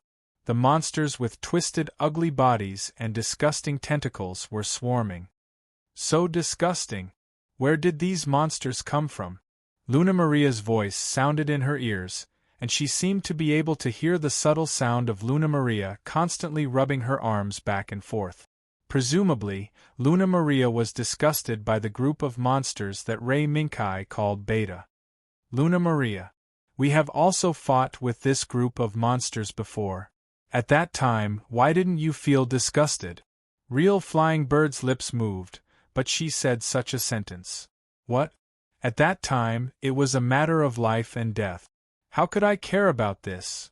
Luna Maria was unhappy when she heard that and immediately refuted Real Flying Bird.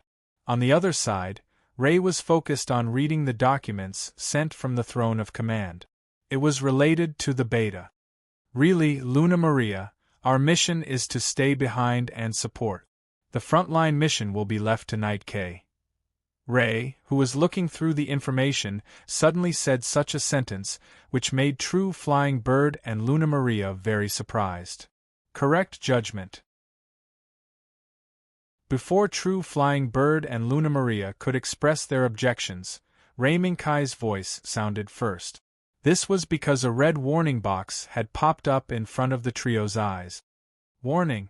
A highly threatening individual named Light Class has been discovered. Warning! A highly threatening individual named Light Class has been discovered. Behind the flashing red lights was the back of Lancelot King's sword as he rushed towards the enemy. Light level. This was a monster that the Minerva and the trio had never encountered before. Based on the description and illustration in the data, the monster with the terrifying large eyeballs had the ability to shoot high-energy lasers in an instant. This was undoubtedly the most terrifying threat to the MS and the battleship. However, when faced with such a terrifying monster, Lancelot King's sword charged toward the enemy without any hesitation. He charged toward the asteroid belt that was constantly colliding with each other and emitting bursts of dazzling light. He charged toward the enemy that was tearing apart the death radiance. Kai. The appearance of Light Class has been detected. The coordinates have been marked on the screen. Ray Minkai looked up. Behind the growing and denser red dots, the beta symbols representing Light Class, Heavy Light Class, and even Super Heavy Light Class popped up crazily. At a glance, the number was about to break through 3-digit. It's still the same. Beta. Suddenly, a ripple appeared in front of Lancelot King's sword, as if something had hit the dimensional barrier that enveloped Lancelot King's sword. It's a laser attack. At this distance, it's a super heavy light class attack. In an instant, Sharon, who had been paying attention to the movements in the gravel belt, immediately locked onto the attacker. Moreover, the attack seemed to be the prelude to a symphonic music, causing the ripples around Lancelot King's sword to dance crazily. This time it was locked onto. Dodge? Block? No. Ray Minkai did not choose any of these options. Instead, just like the last time against the beta, he directly rushed forward. In front of the dimensional barrier that could even devour light, the terrifying super heavy light class attack was just a joke. The only thing Ray Minkai had to pay attention to was that the armed composite wings that he had spread out in advance would not be noticed by these beta. Otherwise, even if Lancelot King's sword had the unbreakable shield, he would definitely fall into a predicament where he would be caught in the dark. At the same time, Real Flying Bird, Ray, and Luna Maria also received orders from the commanding throne. Real, Ray, Luna Maria, under the premise of ensuring your own safety, support Sir Knight K. Talia, who was standing in the command center of the royal throne, gave this ambiguous order. However, it was a very realistic order. Yes. In the next moment, Cannon Pulse Gouda, Cannon Strike Zagu Warrior, and Zagu Phantom, who had changed into Cannon Strike Backpack, raised their cannons in unison and fired a volley of firepower at the target approaching Lancelot King's sword. However, compared to the constant growth of the beta, which had already broken through 4 digits in a short period of time, the three-person team's attack, although fierce, seemed so weak. Even if the three-person team exerted their strength to the limit and controlled the mech to hit, they could still kill at least several beta. The enemy's growth rate was enough to make the three-person team's results infinitely close to 0. Too slow. Too slow. Too slow. Real Flying Bird continued to pull the trigger, allowing the Hellhound long-distance high-energy beam cannon of the Pulse Gundam and the Torrent super high-speed railgun to fire one after another, shattering all the betas that were locked onto. However, there were simply too many beta players. There were so many that even the gap that had just been created was filled by the beta that surged up again in the next second. In the end, Real Flying Bird gave up on aiming and directly looked at where the number of beta was high and fired there. The same was true for Ray, Luna Maria, and Luna Maria. Compared to the situation of the three-person team, Ray Minkai was facing a completely different situation. Wherever Lancelot King's sword passed, the beta would leave behind a trail of death with broken bodies. No matter how the beta surrounded the fast-advancing Lancelot King's sword, they could not break through the dimensional barrier of Lancelot King's sword. Even the battleship-level cosmic beta that appeared later was the same. Kai. Attention! The battleship-level cosmic beta has appeared. At the same time, it has been determined that the unknown force field detected before is the culprit that caused the appearance of the beta. No. It should be said that those unknown force fields are the door that allowed the beta to appear in this world. Before Sharon's voice sounded, Ray Minkai happened to see the scene of a battleship-level cosmic beta slowly flying out of the ripples formed by the unknown force field above the asteroid that had been hit in front of Lancelot King's sword. Space jump? Or space-time shift? There were too many possibilities, but the most important thing at hand was to eliminate the light level. Sharon, is the throne ready? Ready. It can be activated at any time. Understood. In the next second, Lancelot King's sword, who was rampaging in the beta army, changed his figure and rushed directly to the location of the light level. At this moment, the beta army seemed to have seen through Ray Minkai's thoughts. Light level, suddenly, it exploded. It was completely different from the laser fired by the light level, heavy light level, or even super heavy light level. It was a brighter, thicker, and more terrifying attack. The moment the light that was like the brilliance of the scorching sun in the sky rose from the gravel belt, the light level at the back of the beta army evaporated in an instant. In an instant, it was a moment of life and death. The moment the light rose, nearly half of the Beta army and Lancelot King's sword, who was rampaging among them, were drowned. Moreover, in the next second, it rushed straight to the throne in the distance. Danger! Retreat!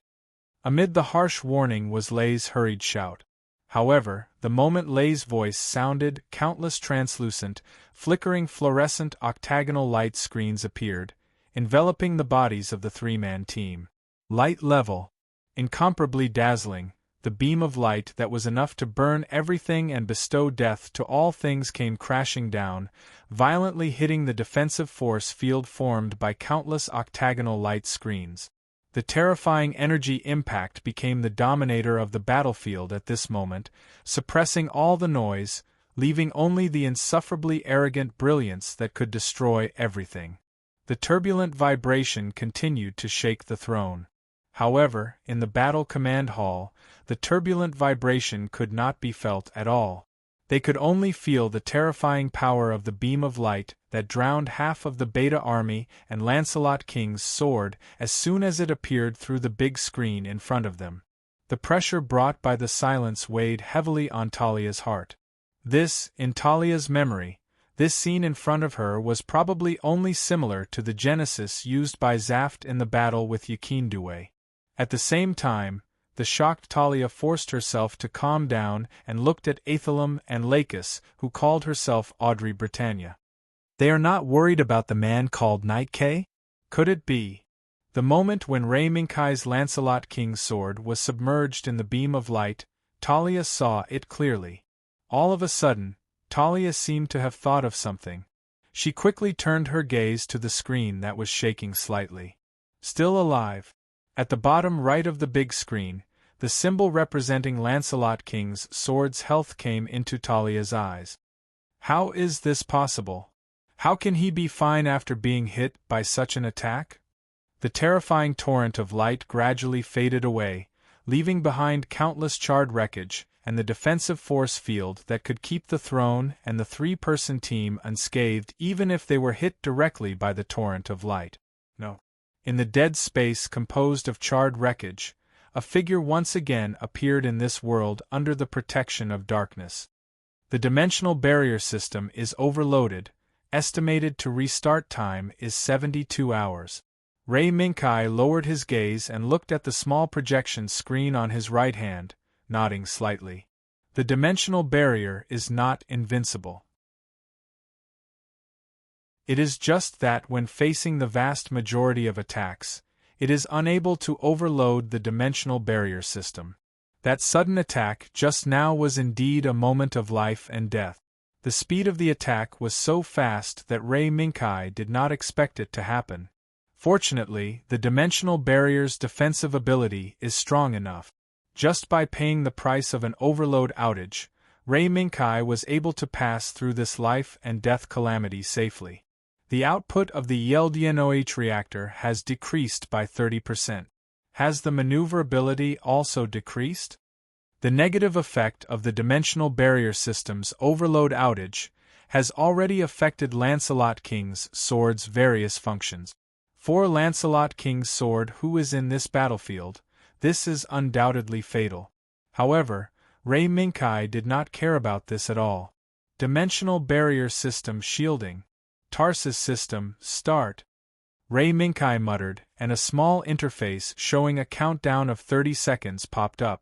At the same time, on the surveillance screen in front, red spots that symbolized danger flashed like stars in the night sky. Then, these dangerous red spots seemed to come alive, locking onto Lancelot King's sword one after another, like a pack of hyenas chasing after their prey. It was the Beta army that attacked again. It was the Beta army that kept rushing out of the ripples. 3. From the star-like red spots to the moment when the entire screen was occupied by the red lines extending from the red spots, Ray Minkai's expression was calm. 2. The charred wreckage that covered Lancelot King's sword was turned into ashes. 1. This was another moment of life and death. However, this time, Ray Minkai was able to firmly control his life in his own hand. The moment the attack that turned the charred wreckage into ashes arrived, Lancelot King's sword move. With that dangerous dance on the tip of a knife, it shuttled through the storm-like attacks and danced above the rolling ashes. I can see it. I can see it. On the screen, in the pupils, it was full of the enemy's attacks. With the strong predictive performance brought about by the Tarsus system, Lancelot King's sword still had the power to fight even if he lost the dimensional barrier system. Originally, the installation of this Tarsus system was just a whimsical and experimental move by the wiser technical team. They didn't expect it to become such an unexpected surprise. My followers attack! Lancelot King's sword, who was flying in the midst of the beta's attack, issued a series of orders, driving the remaining armed composite wings to shatter all the betas who were trying to close the encirclement. The enemy naturally wouldn't let Lancelot King's sword do as he wished. What's more, after paying more than half of their casualties, the remaining betas seemed to be even crazier and their actions were even more rapid. No matter how fierce the armed composite wings attack was, it couldn't stop the beta's madness. Buzz! Several scorching beams of light came across the air, penetrating more than a dozen large and small betas and hitting a battleship-level cosmic beta located behind Lancelot King's sword in one fell swoop. It was a trio. Knight K, now's the time. The joint attack of the three mechs equipped with artillery backpacks caused the beta's attack to stagnate for a moment. This was enough for Lancelot King's sword. With the Tarsus system, the instant opportunity was the key. 3, 2, 1. At the end of the 3 countdowns, the armed composite wings flying around Lancelot King's sword overtook Lancelot King's sword like lightning and plunged into the charred wreckage in front of them that was scattered by the beams of light. When it reappeared, there was a heavy Ray-class mech torn to pieces by the armed composite wings behind the wreckage and Lancelot King's sword, who had rushed out of the encirclement. Ray Minkai raised his gaze and looked at the sea of wreckage that almost buried him. He looked at the faintly glowing brilliance in the depths of the wreckage and looked at the behemoth hidden behind the brilliance that was several kilometers long but still unable to completely escape from the unknown force field. Got you, Hive. General. At this moment, the brilliance of the sun expelled the darkness and swept under Lancelot King's sword. Just like what Ray Minkai and Lancelot King's sword had experienced before, all the enemies chasing after Lancelot King's sword were buried.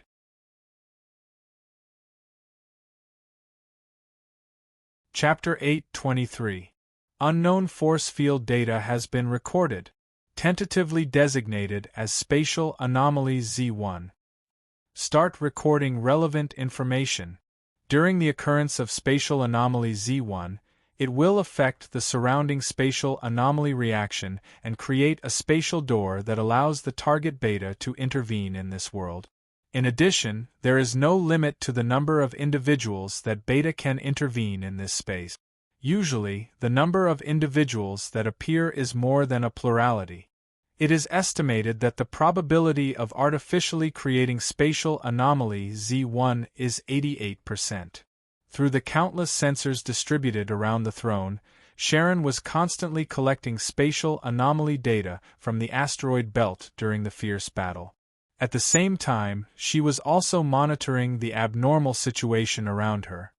The number of anomalies found exceeded the current monitoring level. It is estimated to be a super-large mass individual. Among the countless abnormal data, Sharon quickly locked onto the abnormal signal that was like a light in the night. It was a coordinate located behind the asteroid belt. Before that coordinate, it was the position of the light level that Ray Minkai had locked onto from the beginning. Sure enough, is it the command center of Beta? While Sharon was thinking, an abnormal signal that was even more violent than before rose sharply. Buzz. As this abnormal signal was locked onto, the defense system of the throne was instantly activated by Sharon. A layer of powerful defensive energy shield effortlessly blocked the terrifying beam of light that came across the sky. Facing the dazzling light, streams of water kept flashing through Sharon's eyes. Her computing power discovered the enemy's attack and made corresponding countermeasures. At the same time, she was frantically calculating the survival probability of someone who was drowned by the terrifying beam of light. In the end, there was only one. There was no possibility of survival. But for some reason, Sharon had an incomparably firm trust in Lancelot, the Sword of the King, and even Rei Minkai. This was an incredible feat for an AI. But for the current Sharon, it was already something that she was used to. Launch the stronghold cannon. Charge begin. As soon as the terrifying beam of light that bombarded the energy shield disappeared, Sharon decisively launched the first time the throne had used the main cannon of the satellite fortress since it became the symbol of imperial power of the Britannia Empire. Charge begins. The current progress is 10%. Enter the designated coordinates. Confirm the coordinates again. The target individual is detected to be passing through spatial anomaly Z1. Target individual locked. Currently 50% charged. Suddenly, a familiar signal appeared in the dead space filled with wreckage. It was a sign that Lancelot, King's Sword, was still alive. However, Sharon did not take the initiative to contact Rei Minkai. Instead, she chose to focus on controlling the main cannon's firing. She knew, right now, he had to seize the opportunity and kill the target that was about to pass through the spatial anomaly Z1. Otherwise, the following battle would definitely become extremely difficult. That was because it was not an ordinary beta individual, but the key to controlling the cosmic beta that Euphemia had specifically reminded them to pay attention to at the meeting not long ago. It was a cosmic mothership-type hive, and it was even very likely that it was a satellite fortress-type hive like the Throne of Command. The only difference between them was their size and the defensive equipment they had. Yes, compared to the land hive, the cosmic hive seemed to have a more important mission, which led to it having far more and more powerful equipment than the land hive. For example, the terrifying beam of light just now. That was a weapon that was as powerful as the main cannon of the satellite fortress. However, no matter how terrifying the weapon of the cosmic hive was, it was just a false alarm for Sharon, who had discovered it first by monitoring the abnormal signal and taken defensive measures. Now, what Sharon needed to do was to kill the cosmic hive that was passing through the spatial anomaly Z1. The various radars of the Throne of Command kept sending out signals, locking onto the cosmic hive that was struggling to rush out of the door. Looking at the optical camera, the cosmic hive that was several kilometers long had only passed through a part of it, and a trace of killing intent flashed in Sharon's eyes. This was not because of the anger that the human race was almost wiped out by the beta in the database, but because Rei Minkai was almost buried by the terrifying attack launched by the cosmic hive. In Sharon's field of vision, the moment the signal that represented Lancelot, King's Sword, was lit up, it was the moment the Longsong cannon was fully charged.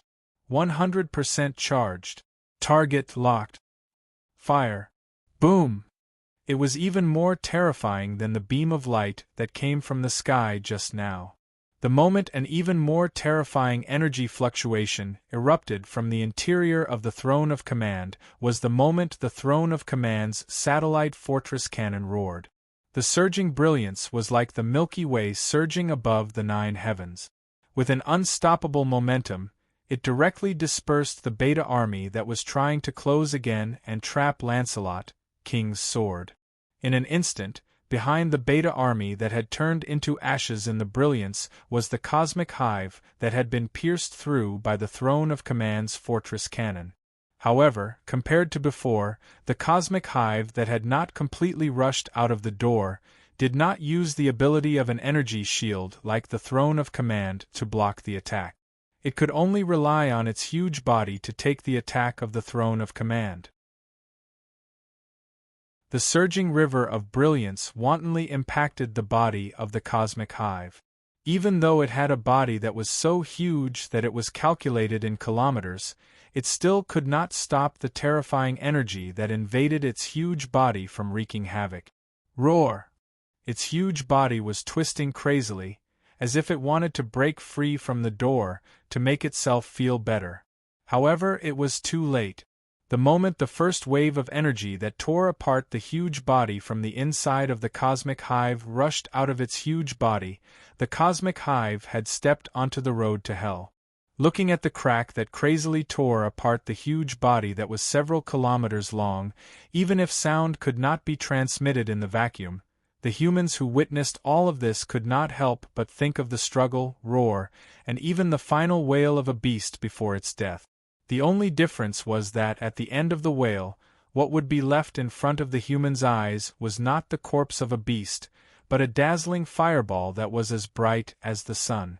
And the moment the huge body turned into a fireball, the shock wave that erupted from the explosion scattered the rubble and asteroids that flew into the depths of the void. At the same time, around the fireball, the remaining beta gave up on pursuing Lancelot, King's sword.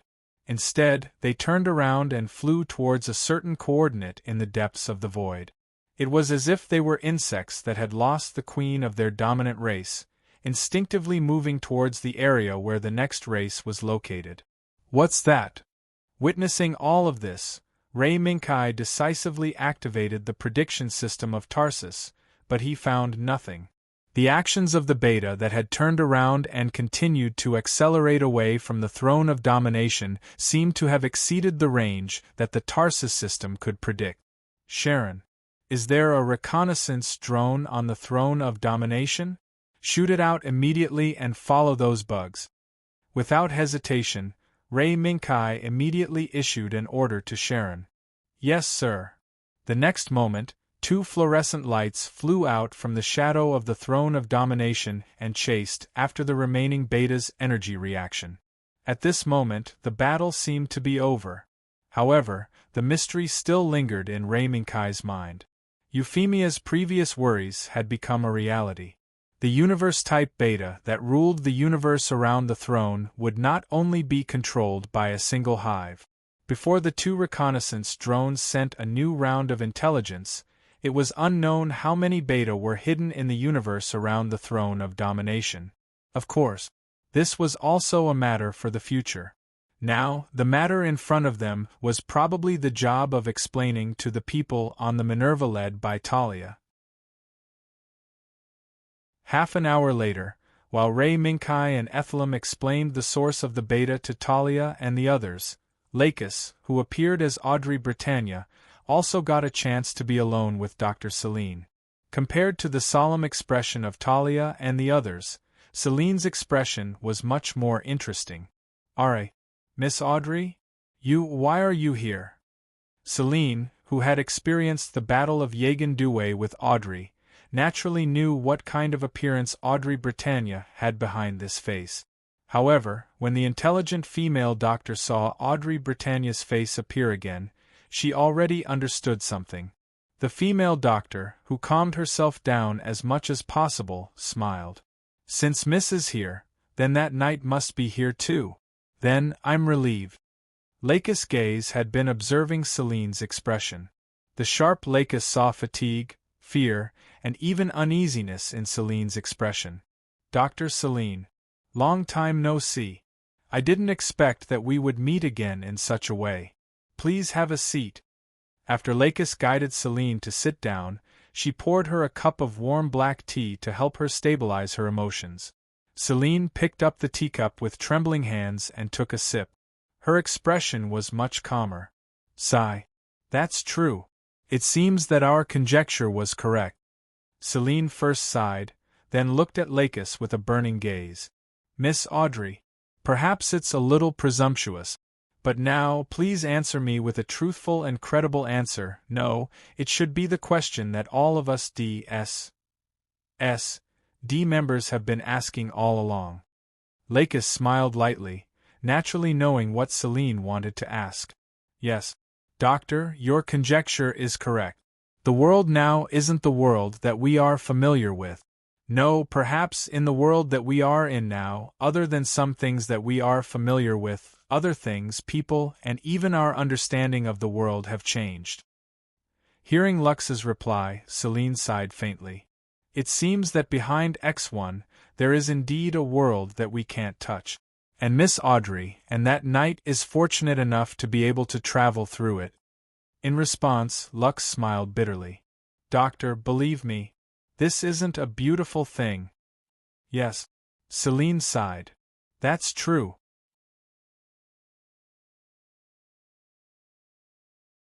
Chapter 8:24. Serene lowered her gaze and looked at the slightly rippling black tea in her cup. She could not help but recall the changes that happened when the X1 crack suddenly mutated. The sound that suddenly came from the X1 crack. The monster that suddenly rushed out of the X1 crack. And the various sensors in the space station that almost malfunctioned at the same time. Dr. Serene, do you remember anything? Lakis raised her head and looked in the direction of the conference room. There, Ray Minkai was announcing the existence of the beta. It was not hard to imagine how Talia and the others would react when they found out that the monster that had been chasing them was a monster from another dimension. But compared to Talia and the others, Dr. Serene, who had been studying the X1 crack, was calm.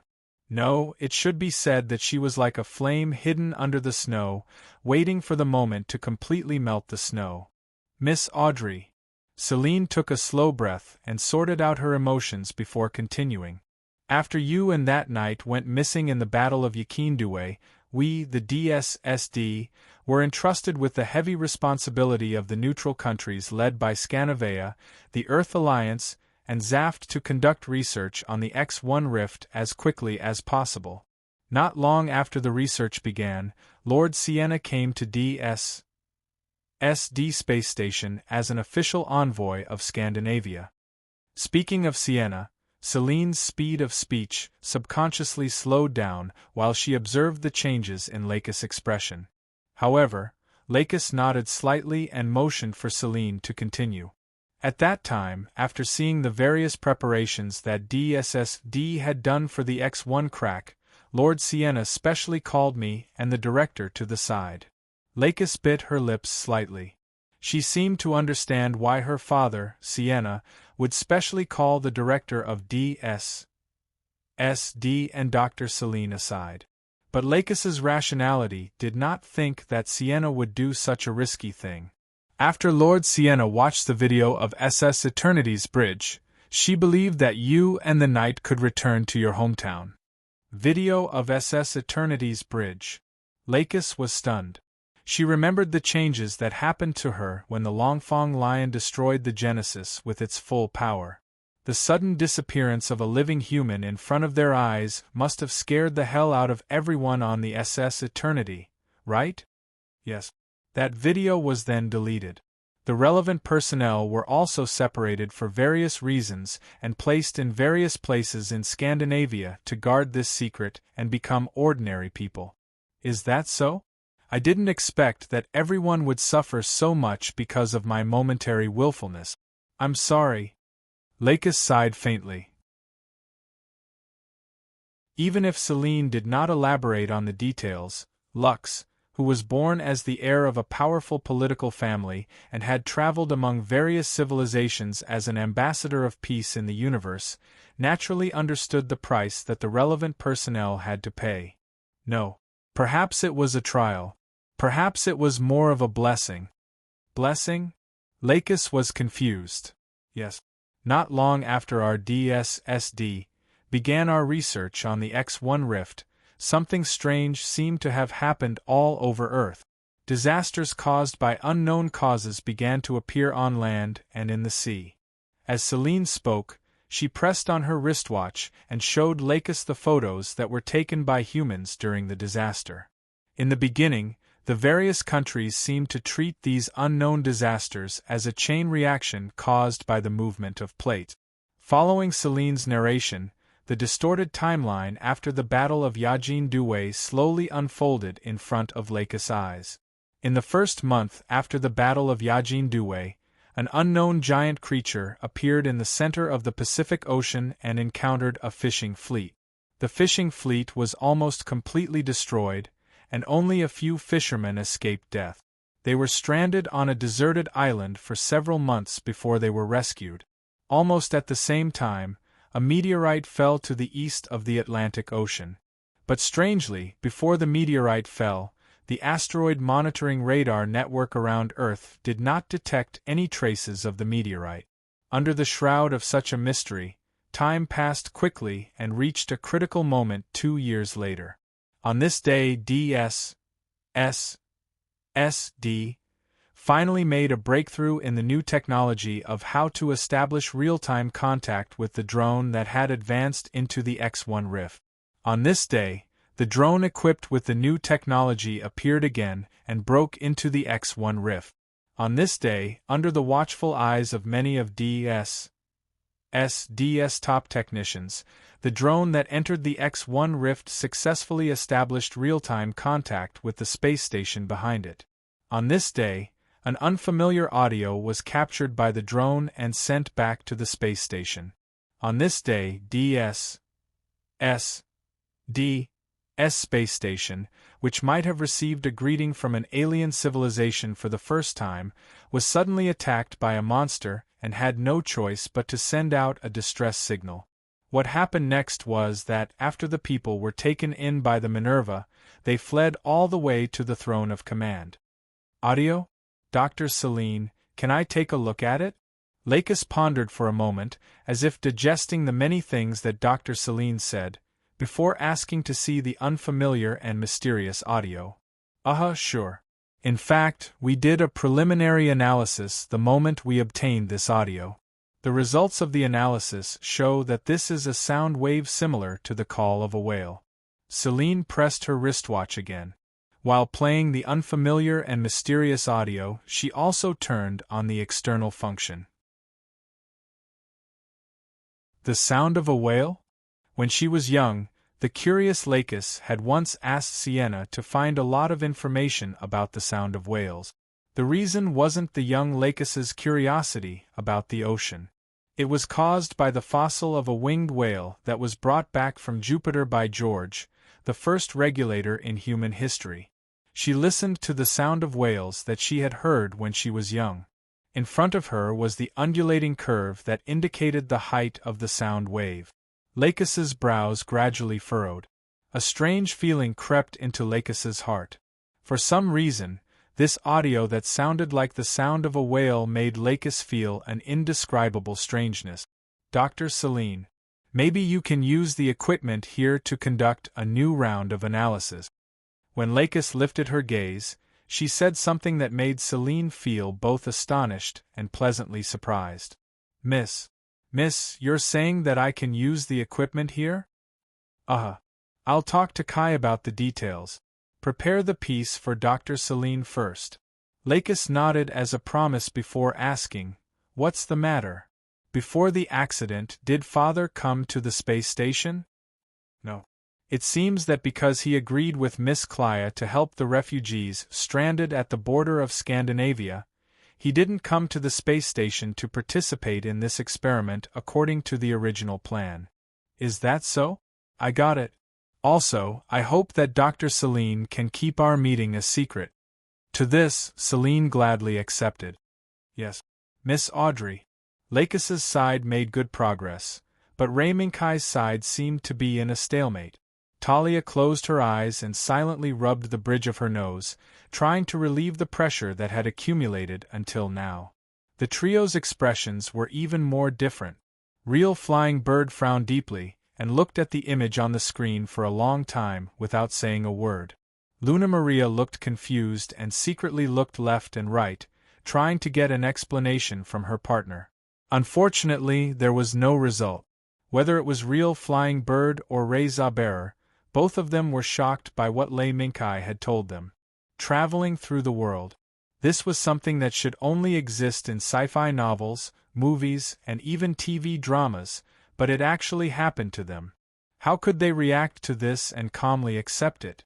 Especially since the rescue of the DSSD space station, under the pursuit of the Beta, the Minerva, which only cared about escaping for its life, had accomplished the feat that should have been recorded in the annals of history. They had no idea how the Minerva completed the entire process. "Captain, can we contact the Zaft headquarters?" Ray took a deep breath and looked at Talia. On the Minerva, other than Talia, only Ray could directly contact the Zaft headquarters. No, it should be said that the man standing at the top of Plant's power. Hearing this, Talia opened her eyes, looked at Ray, and slowly shook her head. "No." "At first, I thought Minerva's communication was destroyed in the battle, but after I asked Knight K to borrow the high-power communication system of this satellite fortress to try to contact the headquarters, I still encountered the same situation." Talia glanced at the only 3 remaining MS pilots on the Minerva.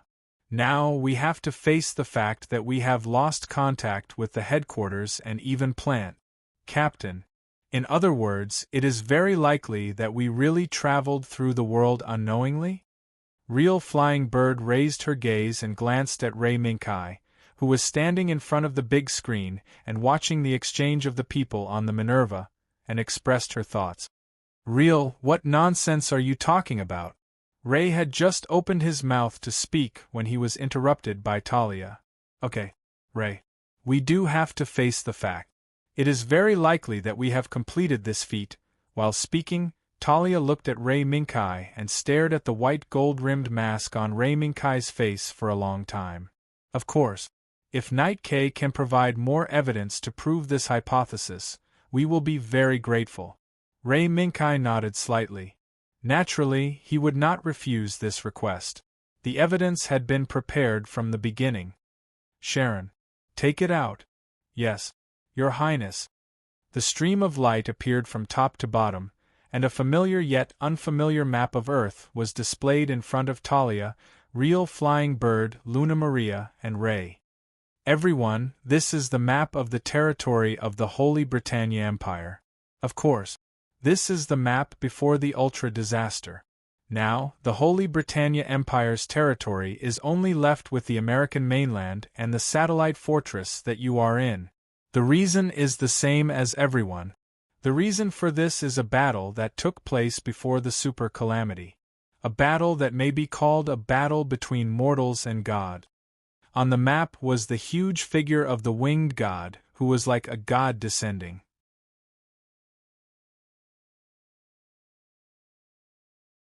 Chapter 825.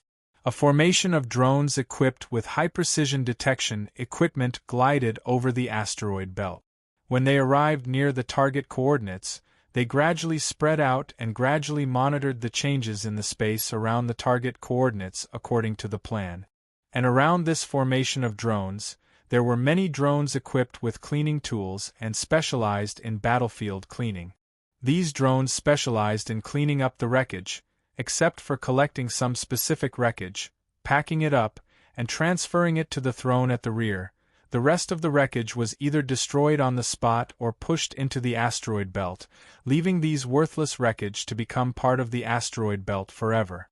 In this quiet but busy scene, a space shuttle with the Zaft logo painted on its wings quietly glided past.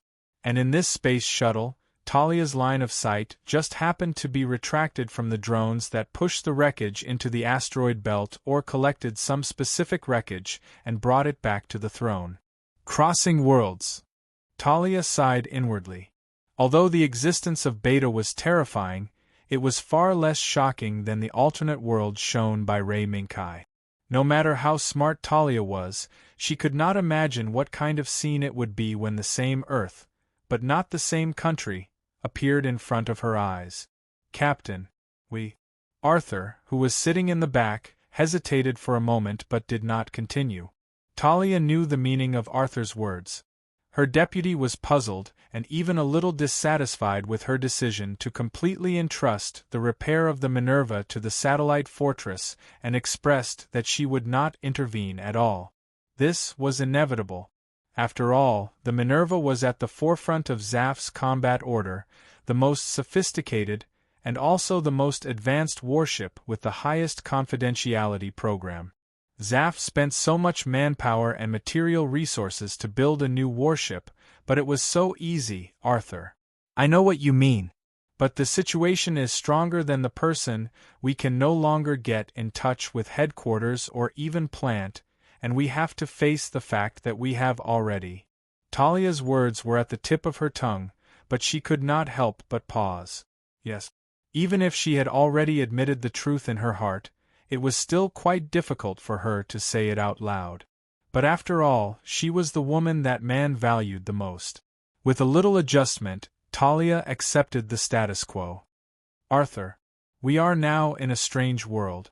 Do you think there is any need for our insistence and our secrecy to continue? Especially that satellite fortress that even our Zaft or even the Earth Alliance couldn't build. As she spoke, Talia's gaze once again shifted to the outside of the porthole. She looked at the group of drones that were busily and orderly carrying out various tasks. Perhaps Talia didn't know how to build such a massive satellite fortress. However, when it came to commanding an army, especially when it came to high-tech troops and large numbers, Talia was very clear about it. Perhaps in the eyes of his deputy, Arthur, the drones coming and going outside looked very convenient, but in fact, this was something Zaft couldn't do. This was because every drone's mission involved a huge amount of calculations. However, these massive calculations were completed by the central computer of the sovereign throne alone. If this huge amount of computing power was used in a battle, especially in a large-scale battle, it would give the side with such a huge computing power an unparalleled advantage. Arthur opened his mouth, but in the end, he didn't say anything to refute. As slow-witted as he was, after seeing the ability displayed by the figure standing next to Ray Minkai, he had to admit that Talia's decision would indeed make the life of the Minerva and the crew better. After all, no one wanted to be a prisoner. Moreover, the other party had no malice toward the Minerva. The space shuttle that silently crossed the battlefield returned to the sovereign throne while the two were talking. The drones that remained on the battlefield, that had extinguished the flames of war, were still constantly probing the coordinates of the hive wreckage. Above the dome, there was a night sky scattered with sparse starlight. Under the night sky, there were masks looking up at the night sky. In this night sky, every time a star lit up, there would be a burst of cheers from under the mask. Not long after, the night sky that originally only had sparse starlight had already changed into a different appearance. Bright and resplendent, a spectacular and dazzling galaxy traversed the night sky, scattering endless starlight and illuminating the masks. It's lit up! It's lit up! It's lit up! Ah! It's lit up! Our dream! Our dream has come true! The world is connected. At this moment, the cheers coming from under the masks turned into screams. Screams of joy. Screams of joy from the realization of their dream. No one could resist the joy brought by the realization of their long-held dream.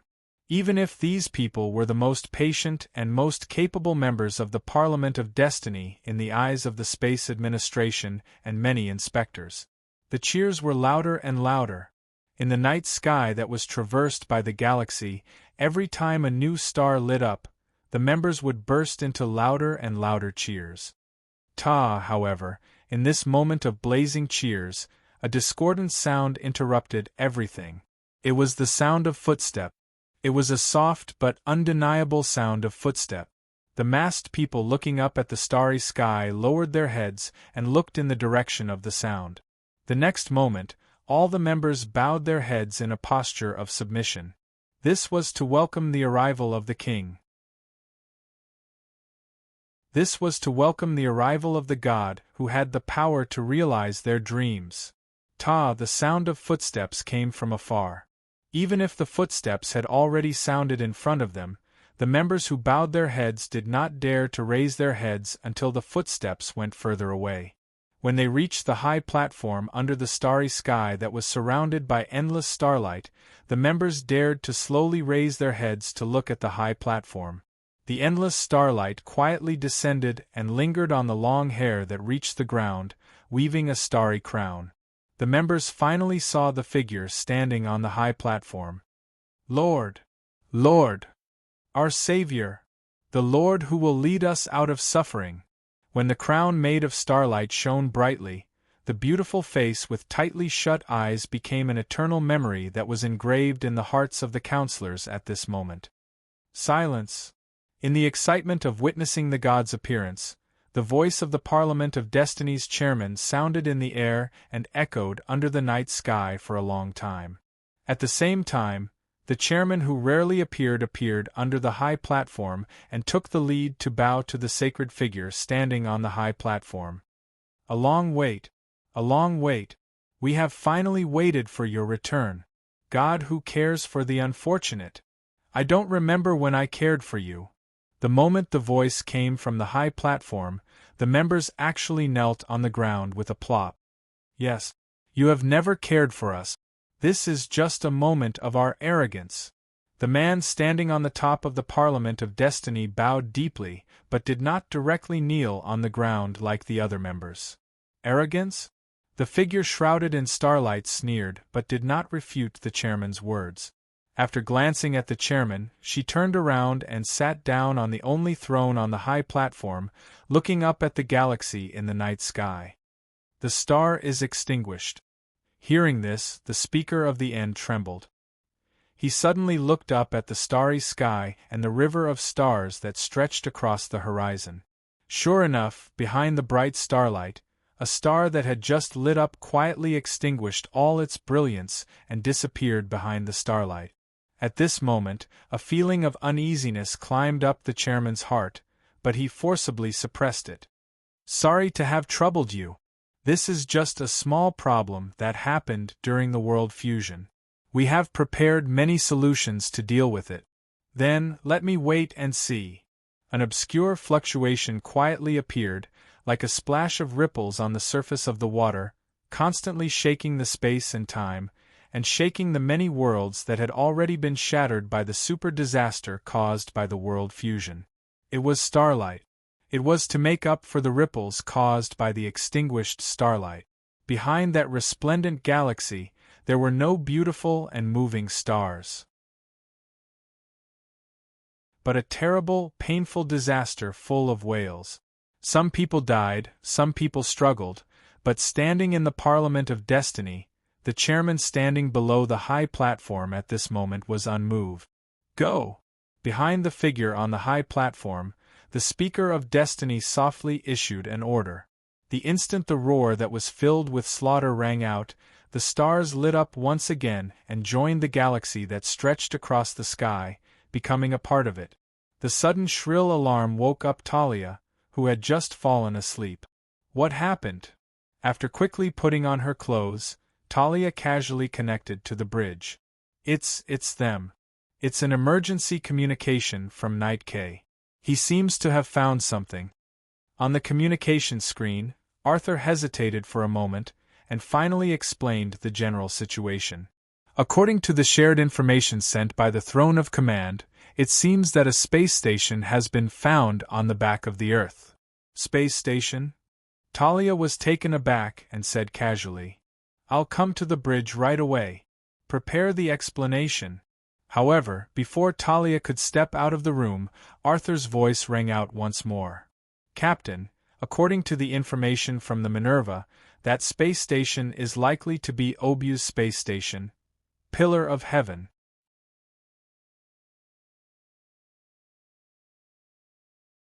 Chapter 8:26.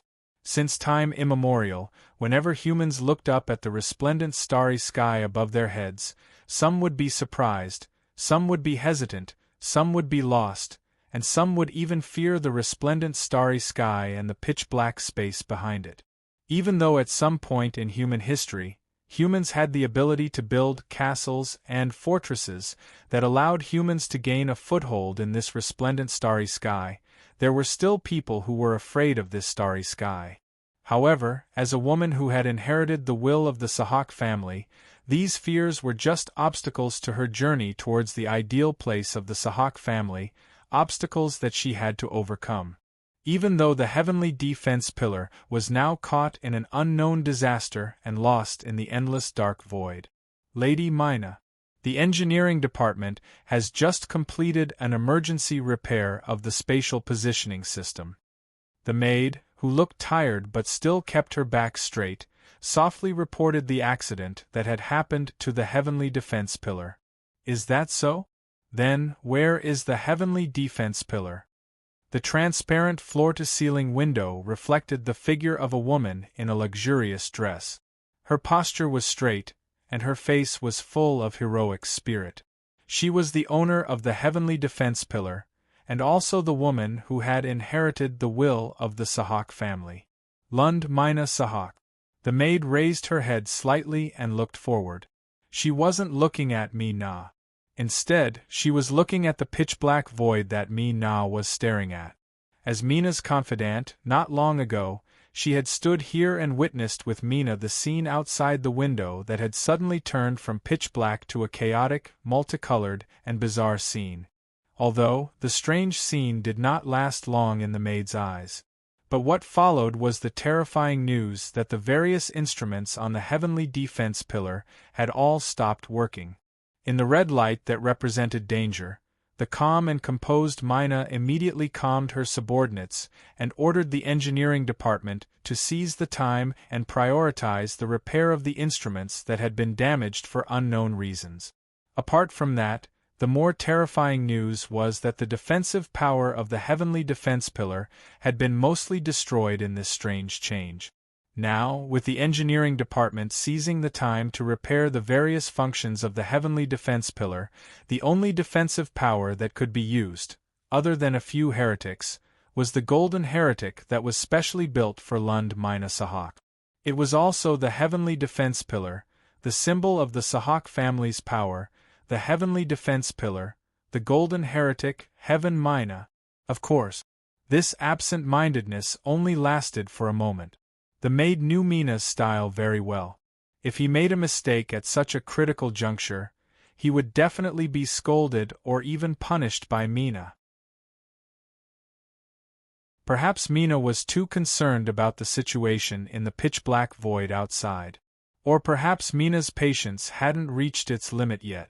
The maid quickly calmed herself down and reported the reports submitted by the engineering department one by one. Lady Mina, according to the repair results from the engineering department, our pillar of heaven's defense was above the synchronous orbit before it was accidentally discovered.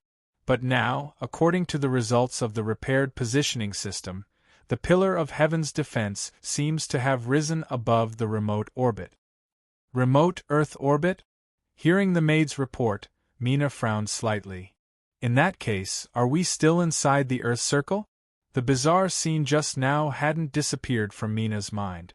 Mina's intuition told her that those messy things weren't as simple as throwing the pillar of heaven's defense from the synchronous orbit to the remote orbit. Especially before the mutation happened, after the Battle of Yajin Darai, Mina had been living in seclusion in the pillar of heaven's defense, quietly observing the changes in the world. The scenes she witnessed made her firmly believe that all the mutations suffered by the pillar of heaven's defense couldn't be described as simple as an accident. While thinking, the pitch-black space outside the window suddenly lit up with a blue light.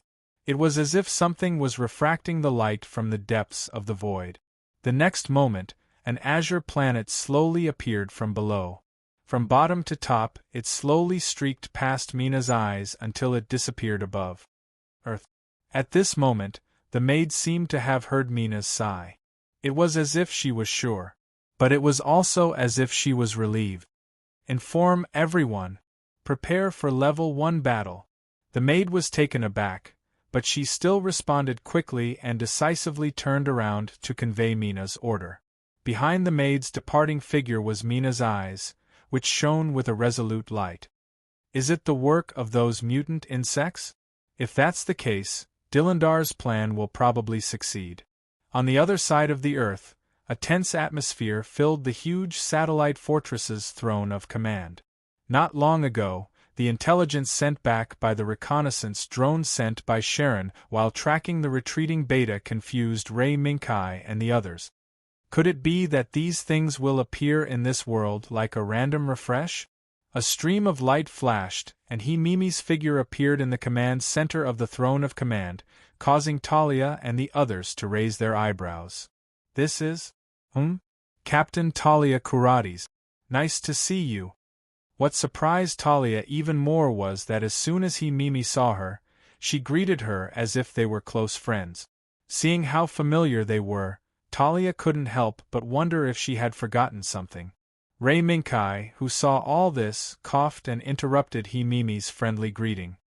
Mimi, it seems that you have come to a conclusion. Mimi and her sister were assisting with the transformation project of the son of Dan Nu and could not enter space immediately. But even so, Ray Minkai still felt that this senior, who was more experienced in space travel, would have a better opinion. Yeah. Something like that. Mimi nodded. Now this world has indeed begun to merge with other world. Although we don't know what the Destiny Council is using to realize such a huge plan, the current situation may be described as space drift. Space drift? Lei Minkai furrowed his brows. Similar to a message in a bottle? Well, yes and no. Mimi looked at Talia and the others. We already know about the Minerva. The appearance of the Minerva, in our opinion, is not an isolated event. It is a precursor to a large-scale space fusion event. Space fusion? This new term was keenly captured by Ray Minkai.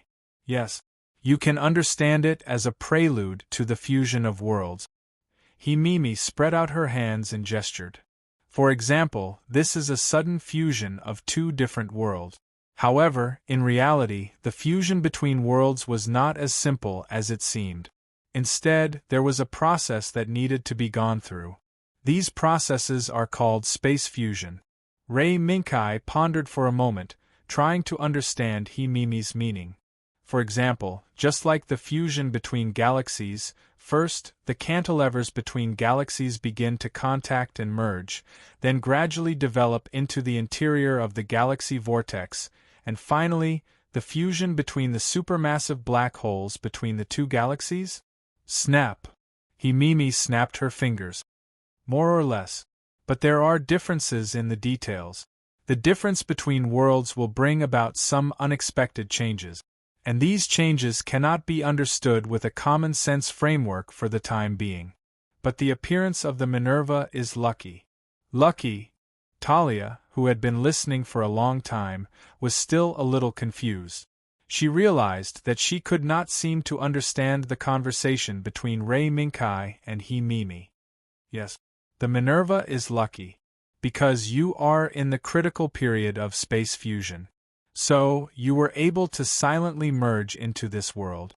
It's like a drop of water with different colors falling into the blue sea. Although it's conspicuous, it quickly disappears without a trace.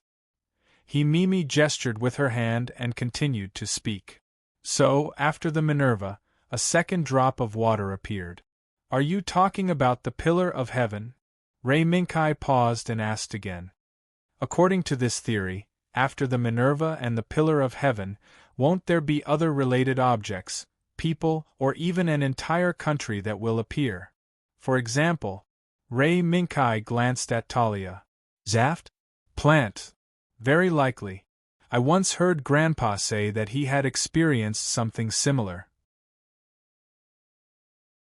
The person Mimi called Grandpa was the old man Ray Minkai had met before, the old man known as Venerable Dongfang Bubi. Suddenly, Mimi turned around and looked to the right. That was not where Ray Minkai and Talia could see. Because the holographic projection range was just enough to cover Mimi. Is that so? I see.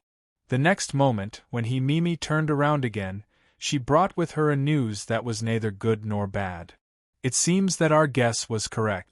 Now, the Minerva, the Pillar of Heaven, and even the Empire's surveillance drone cluster found the islands near the South Pacific Ocean are symbols of space fusion. Wait. Islands in the South Pacific Ocean? When did this happen? It was just discovered. I didn't have time to inform you. K. Beside Mimi, Sharon's figure also appeared in a flash of light. This is the report from the surveillance drone cluster sent by the Empire. Originally, this drone cluster was responsible for searching for traces of Hive around the Empire, but they didn't expect to find these islands. Ray Minkai looked at the photo sent by Sharon, went silent for a moment, and then looked at Talia. Captain Talia, look at these islands. Talia did not doubt him, but after taking a closer look, she cried out in surprise. This is Aubrey? Yes, it is indeed Aubrey.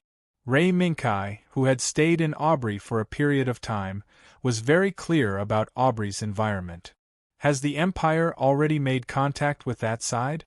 Sharon shook her head, but did not answer Ray Minkai. Let me answer this question.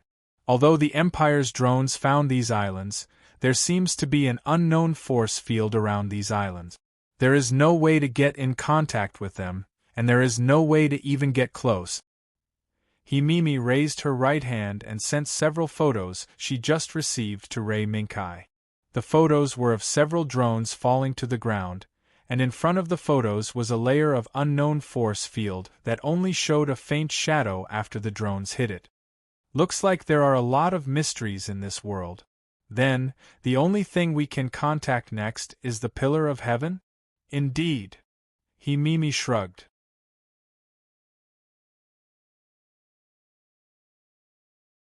Chapter 8:27. In the void, alien insects swarmed from all directions to the lonely orbital space station, suspended in the void like a swarm of ants. The alien insects waving their tentacles opened their terrifying mouthparts from time to time, as if calling the same kind around them to join forces and head toward the orbital space station built by humans called the Pillar of Heaven. In the middle of the strange insect army that was like a dark cloud, bright lights would burst out from time to time. It's the brilliance of a killing weapon built by humans when it kills the enemy. In the dense army of alien insects with all kinds of ferocious and terrifying faces, the moment a cold sword light appeared, dozens of alien insects were chopped into pieces. The moment the large and small alien insects were smashed into pieces was the moment the blade that slashed down from the sky was dyed red with blood. Between the floating remains of the alien insects, the terrifying 150-meter-long blade was slowly retracting. Law. Don't go too deep. I don't know when the disgusting big eyeball will run out of these insects. Although your big guy is very powerful, the attack of those big eyeballs is impossible to guard against. As the screen in front of him flashed, the head of a tired girl with orange-yellow hair casually tied into a ponytail appeared on it, and at the same time, her warning came. Humph. I know.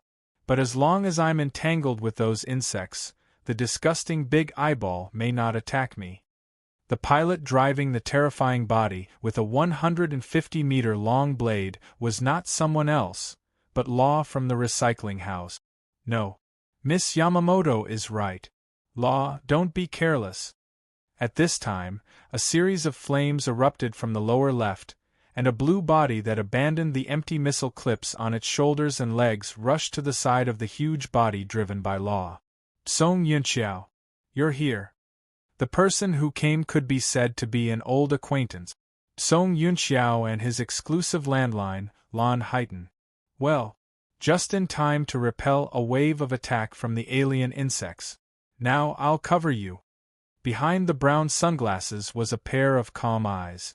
Song Yunda looked at the insects that were initially killed by the 150-meter-long blade, Kikuikamanji. Then, he took the opportunity to chase after them and killed more than half of them. Seeing that they were gathering again, he immediately called Law to follow and break through the encirclement together. It was already the first hour of the battle. Not to mention the Blue Heretic, even the strengthened load-bearing outer armor that Law had specially built to allow the Red Heretic to use the 150-meter-long blade, Kikuikamanji, would not be able to last much longer. After all, compared to the agile and small Blue Heresy, The Red Heresy, which was equipped with a 60-meter-tall reinforced load-bearing outer armor, was an extremely conspicuous target. If it were not for the 150 Kikuikamanji that it was equipped with, the huge red heretic would have been smashed into pieces by the alien insects that relied on sharp armor to attack their targets. Lua was also aware of this. Knowing the danger of being surrounded by alien insects again, Law immediately piloted the love machine and followed closely behind the Blue Heresy.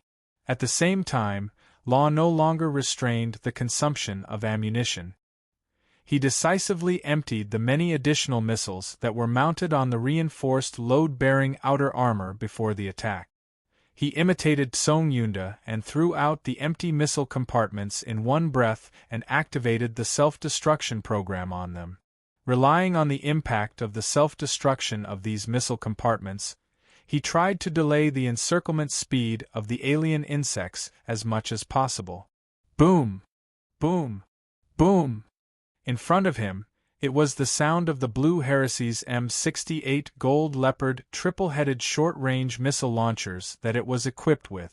Facing the explosion of 3 consecutive missiles that accurately hit the target, Song Yunda drove the Blue Heresy into the encirclement without hesitation. Law's Red Heresy followed closely behind. In the next second, the Red Heresy was shrouded in thick smoke mixed with some wreckage.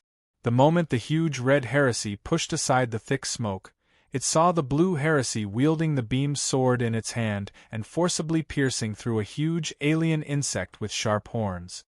Law, move quickly!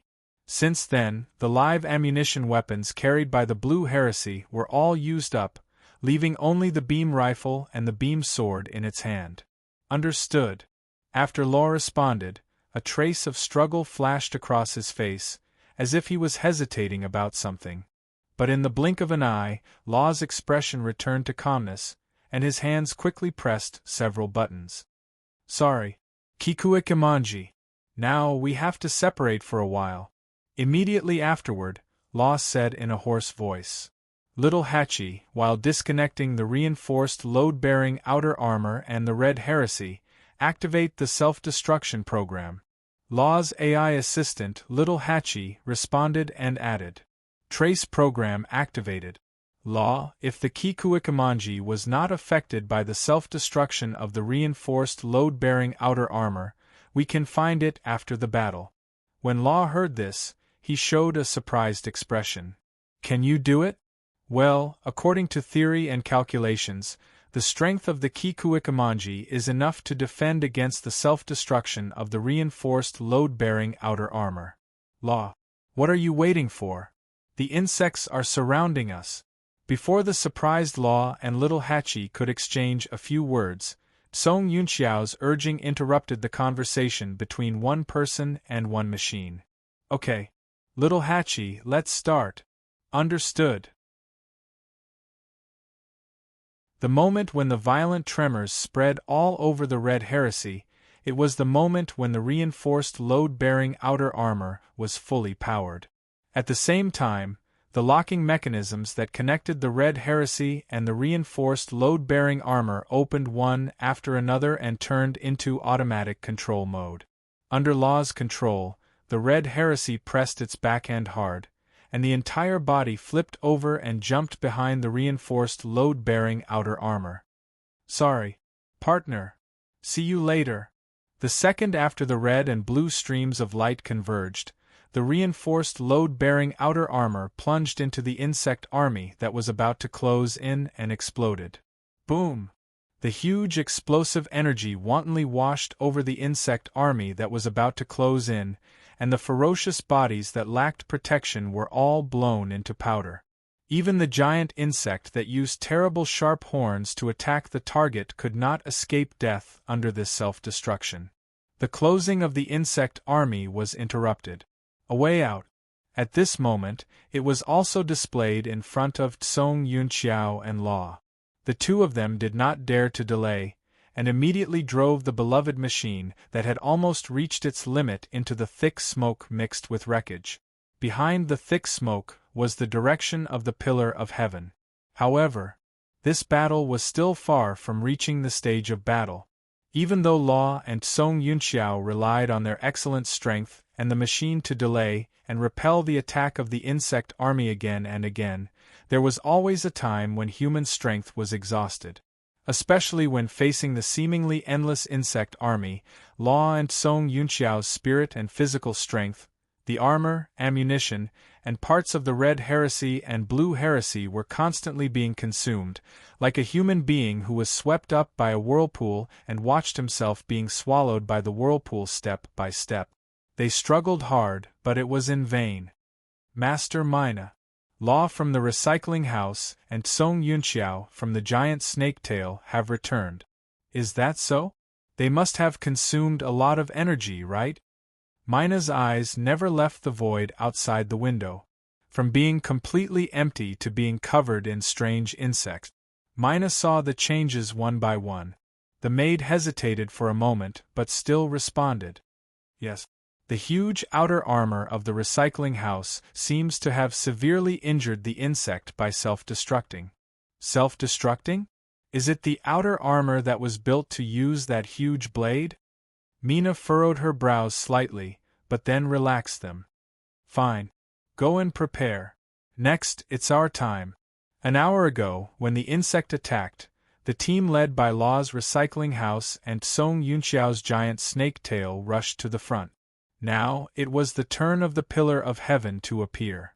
Among them, the existence that stood at the top of the Pillar of Heaven's combat strength was Lund Mina Sahak, and the Golden Heresy Mina he piloted. Therefore, the battle was far from over. Time returned to the moment when the insect attacked and dragged the Pillar of Heaven into the battle. That was also the moment when Law and Song Yunxiao piloted their respective machines to fight the insect. Amidst the fierce battle, there were many pairs of eyes hidden in the darkness that were watching the battlefield. That's the recycling house and the giant snake tail. Looking at the two machines besieged by the insect, no, to be precise, the Beta army, Ray Minkai almost instantly confirmed the identity of the other party. Law Jewel, Song Yunxiao. A familiar person and a familiar machine. The details that were slightly different from what Lei Minkai remembered told Lei Minkai that the Pillar of Heaven's defense that suddenly appeared was most likely the woman he knew, the Pillar of Heaven's defense commanded by Lund Mina Sahak. Kai. The preparations are complete. When Lakis's voice came, Ray Minkai realized that his thoughts seemed to have been seen through by Lakis. Lux, what if the Lund Mina Sahak in the Pillar of Heaven's ward isn't the person we know? This I don't know either. But we'll only know the answer when we get there and see it. Lakis smiled gently, stepped forward, stood beside Ray Minkai, and looked at the battlefield far away on the other side of the earth. That's true. Ray Minkai shook his head and sighed. It seems that I'm a little stubborn. In fact, whether it's the Lund Mina Sahak we know or not, as long as the truth is in front of her, I believe Lund Mina Sahak will make the best choice. Yes. Then, I'm going. Captain Talia and Dr. Celine, I'll leave it to you. Lakis. Leave it to me. Kai. I also want to know about Plant after we leave. Lakis nodded and looked at the void with a trace of nostalgia. I wonder if something will happen to Plant after that? Maybe. However, from the performance of the Minerva and Captain Talia, Plant, and even Zaft, seemed to have become somewhat different from the Plant and Zaft we know of. That's true.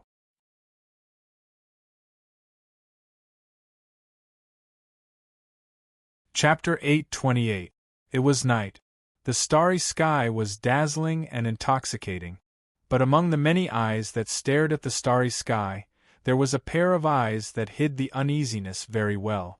At this moment, this pair of eyes was really staring at the night sky to the west.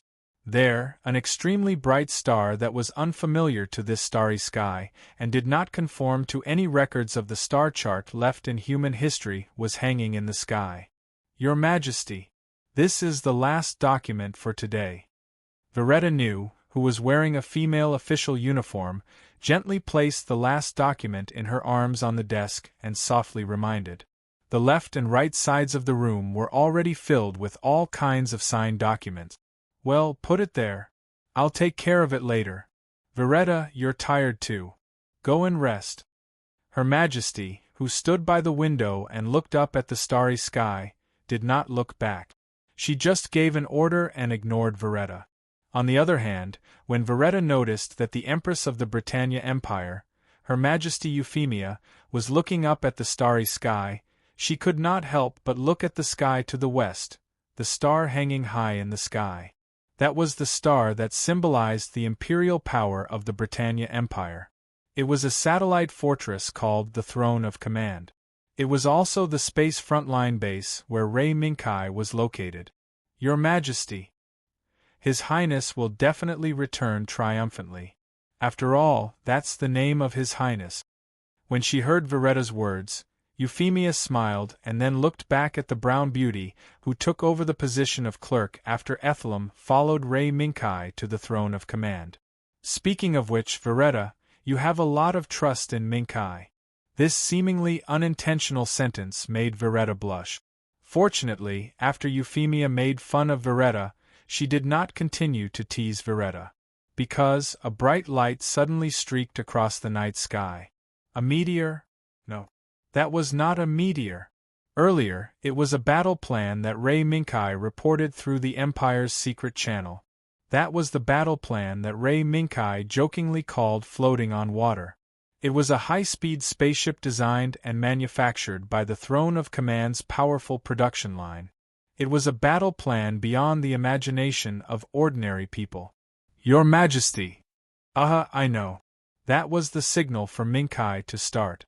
In the night sky, as the meteor streaked across the sky, the second, third, and more meteors appeared. The Empress turned back to her desk and raised her hand to open the last document. A line of words on the title page was reflected in Euphemia's eyes. A small number of cases with unknown symptoms were reported in the north of the Empire. Valletta, I'm afraid I'll have to trouble you again tonight. Valletta bowed and replied, No. It's my honor. In addition, when Your Highness set out for the expedition, Your Highness also instructed me to assist Your Majesty in 100% condition. Is that so?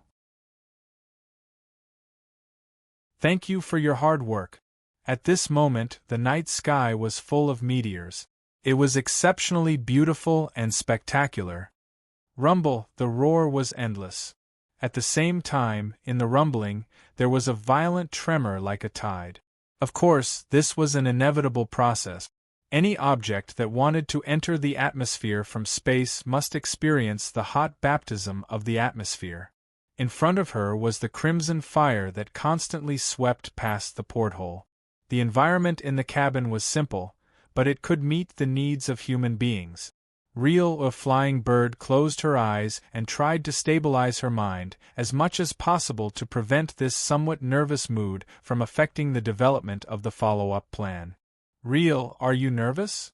Unlike Real, a flying bird's nervousness, the blond boy sitting on the left was much calmer. He was so calm that he could even hold a book and read it. As a good friend of the blond boy, Real, a flying bird couldn't help but wonder if her friend was too calm. One must know that this was not an ordinary battle plan. Ray, can you read it now? The content of the book. The person who asked this question on behalf of Real, a flying bird, was the girl who looked a little panicked, but she was forcing herself to be calm, Luna Maria Hawk. Is there a problem? The content of this book is not bad. The blond boy who was being stared at by his companion raised his gaze, smiled slightly, closed the book, and continued to say, Luna Maria, although I don't expect you to be able to do it to my level, at least you should maintain the most basic calmness like Real, a flying bird. Luna Maria opened her mouth, glanced at Real, a flying bird, and couldn't help but mutter. Can you blame me for this? Isn't it because this battle plan is too crazy? Crazy? How? The sudden voice made Luna Maria's body tremble, and her expression became flustered on the spot. Calm down, Luna Maria Hawk. Although this ship is an emergency supply, its performance and strength can be guaranteed. When the white mask appeared in front of the trio, Rei Minkai's voice also sounded. "Your Excellency! Sorry for making you laugh."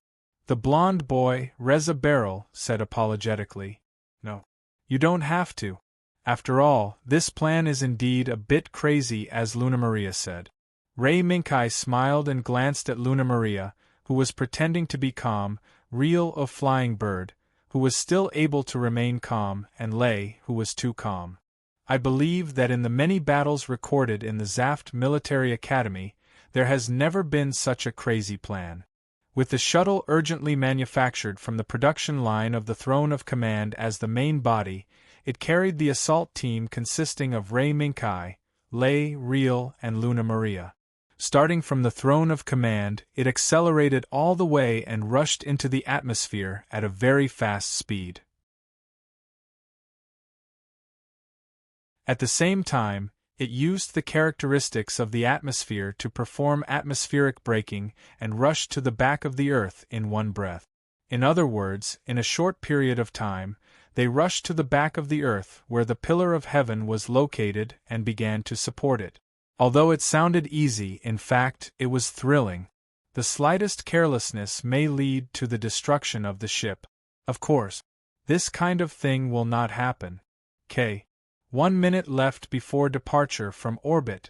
Please be prepared. Sharon's reminder came from the headset. I know. Then, let's begin. Rei Minkai nodded and turned to look at the trio. Level 1 combat state. Everyone board? Yes. At this moment, the trio responded in unison and followed Rei Minkai into the Neku. The battle was still ongoing. This was already the third wave of attack from the alien insects. The first wave of attack was repelled by the combat power represented by Law and Song Yunxiu. The second wave of attack was repelled by the defense force of the Pillar of Heaven itself, led by Lund Amina Sahak. But no matter how hard the Pillar of Heaven tried to cause great losses to the alien insect army in these two attacks, the alien insects could once again swarm towards the Pillar of Heaven in the next attack. Mina-sama, the ammunition reserve of the Pillar of Heaven has dropped to 50%. If this continues, I'm afraid we won't be able to hold on. In the space battlefield between the humans and the alien insects, every time the golden stream of light flashed, it was the moment when an alien insect was crushed. But no matter how the terrifying alien insects in front of them were wiped out by Lundramina, it could not improve the situation of the Pillar of Heaven at all. The speed of the enemy's growth was getting longer and longer. From the beginning of the battle until now, the firepower support provided by the Pillar of Heaven was gradually reaching its limit. The reinforcements represented by Law and Song Yunxiu had also suffered great losses. If this continued, the Heavenly Pillar's fate would most likely come to an end in the fourth or even the fifth wave of attacks after repelling the alien insects. What should I do? Options kept flashing through Mina's mind, but they were of no help to the current predicament. Alien insects. This race that had appeared as the enemy of humanity since the outbreak of the X-1 rift had destroyed most of humanity's defense forces in half a year. The insufferably arrogant Atlantic Alliance that manipulated the Earth Alliance and even launched a war against Plant had lost half of its territory and was in imminent danger. The Eurasian Federation that followed behind the Atlantic Alliance and stirred up trouble was not so lucky. Starting from the southern tip of Africa all the way north, all the territories south of the Mediterranean Sea had fallen. From the moment these territories fell, the humans in the fallen areas had all become the souls of the dead at the hands of this foreign race. Now, was the Pillar of Heaven also going to be a part of the fallen? No. I will never allow such a thing to happen. Even as she coldly observed the changes in the world, Mina was not doing nothing. Instead, she had secretly gathered the citizens of Aubrey who had been forced to leave their homes due to the war, gathering them into the Heavenly Ward Pillar to provide protection for them. Therefore, victory was a must. Tion Mina's 3 horns. modified attack shield system fired all 3 ultra-high-speed kinetic energy armor-piercing projectiles in one breath and directly punched 3 large holes in the horns of the large alien insect blocking in front of her, forcibly stopping the insect's attempt to disperse Mina with its high speed. Immediately after, Mina, who had gained the upper hand, pulled slightly with her right hand. The 3 horns, modified attack shield system of the metal alien sky, Mina's 3 horns, modified attack shield system burst out with a brilliant light. Following the movement of the steel arm, it easily pierced through the holes made by the ultra-high-speed kinetic energy armor-piercing projectiles and accelerated backward. At this moment, Mina might feel that the silent vacuum seemed to be a blessing, because the sound of the alien insect being cut open by the 3 horns, modified attack shield system's beam sword did not reach the cockpit, and even the slight vibration was absorbed and offset by Mina's excellent buffer equipment. All of this was just like playing a video game. However, in fact, the situation did not change because of this. Woo woo woo woo. The ear-piercing alarm of the radar suddenly sounded. It was the alarm that detected a super high-speed object entering the void battlefield where the Pillar of Heaven was located. Report the situation. Before the report from the Pillar of Heaven could be heard, the battlefield between the humans and the alien insects changed abruptly. On the battlefield filled with the alien insect army, several rays of light suddenly lit up. Bright and straight, like a 3-year-old child playing with glass beads, from far to near, all the way to the place where the alien insect army was the most concentrated.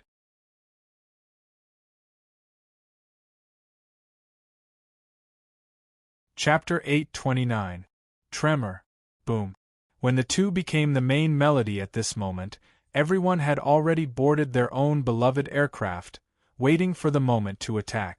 The external communication connected to the spaceship was also faithfully broadcasting the entire process of the wind from the other side of the Earth to the back of the Earth. Distance 3,500. All attention. Start the countdown. This was the fleet of spaceships that set off from the throne, completed the critical flight, and successfully arrived at the back of the Earth. Number 10. However, these 10 spaceships were not personally controlled by humans. Instead, they were controlled by the AI serene, who had super high computing power. With the support of its huge and accurate computing power, this extremely dangerous critical flight ushered in the moment of completion. Sharon. After the attack, I will pilot Lancelot, the Sword of the King, to attract the enemy's attention.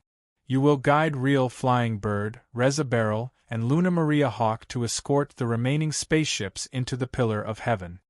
The spaceship that Ray Minkai and the others were in was the only spaceship with people in this fleet.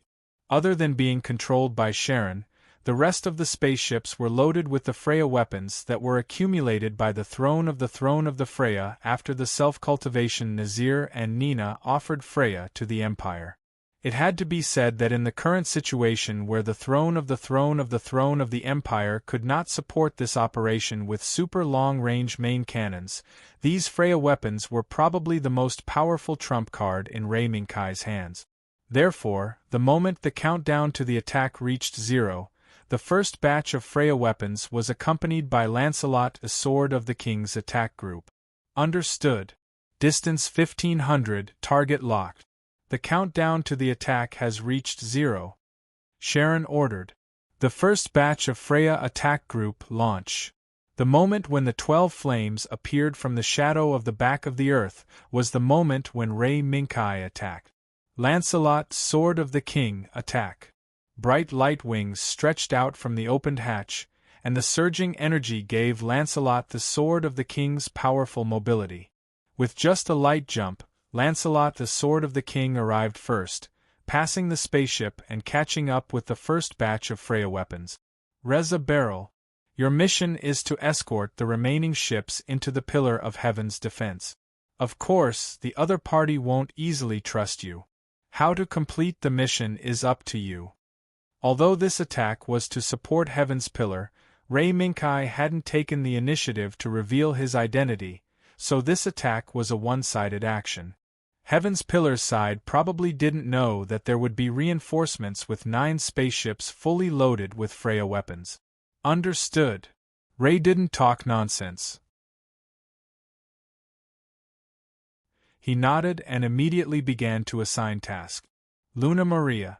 Send a communication request to Heavenly Defense Pillar. Use the Minerva's communication code? Or should I say? Luna Maria was stunned. She was a little confused.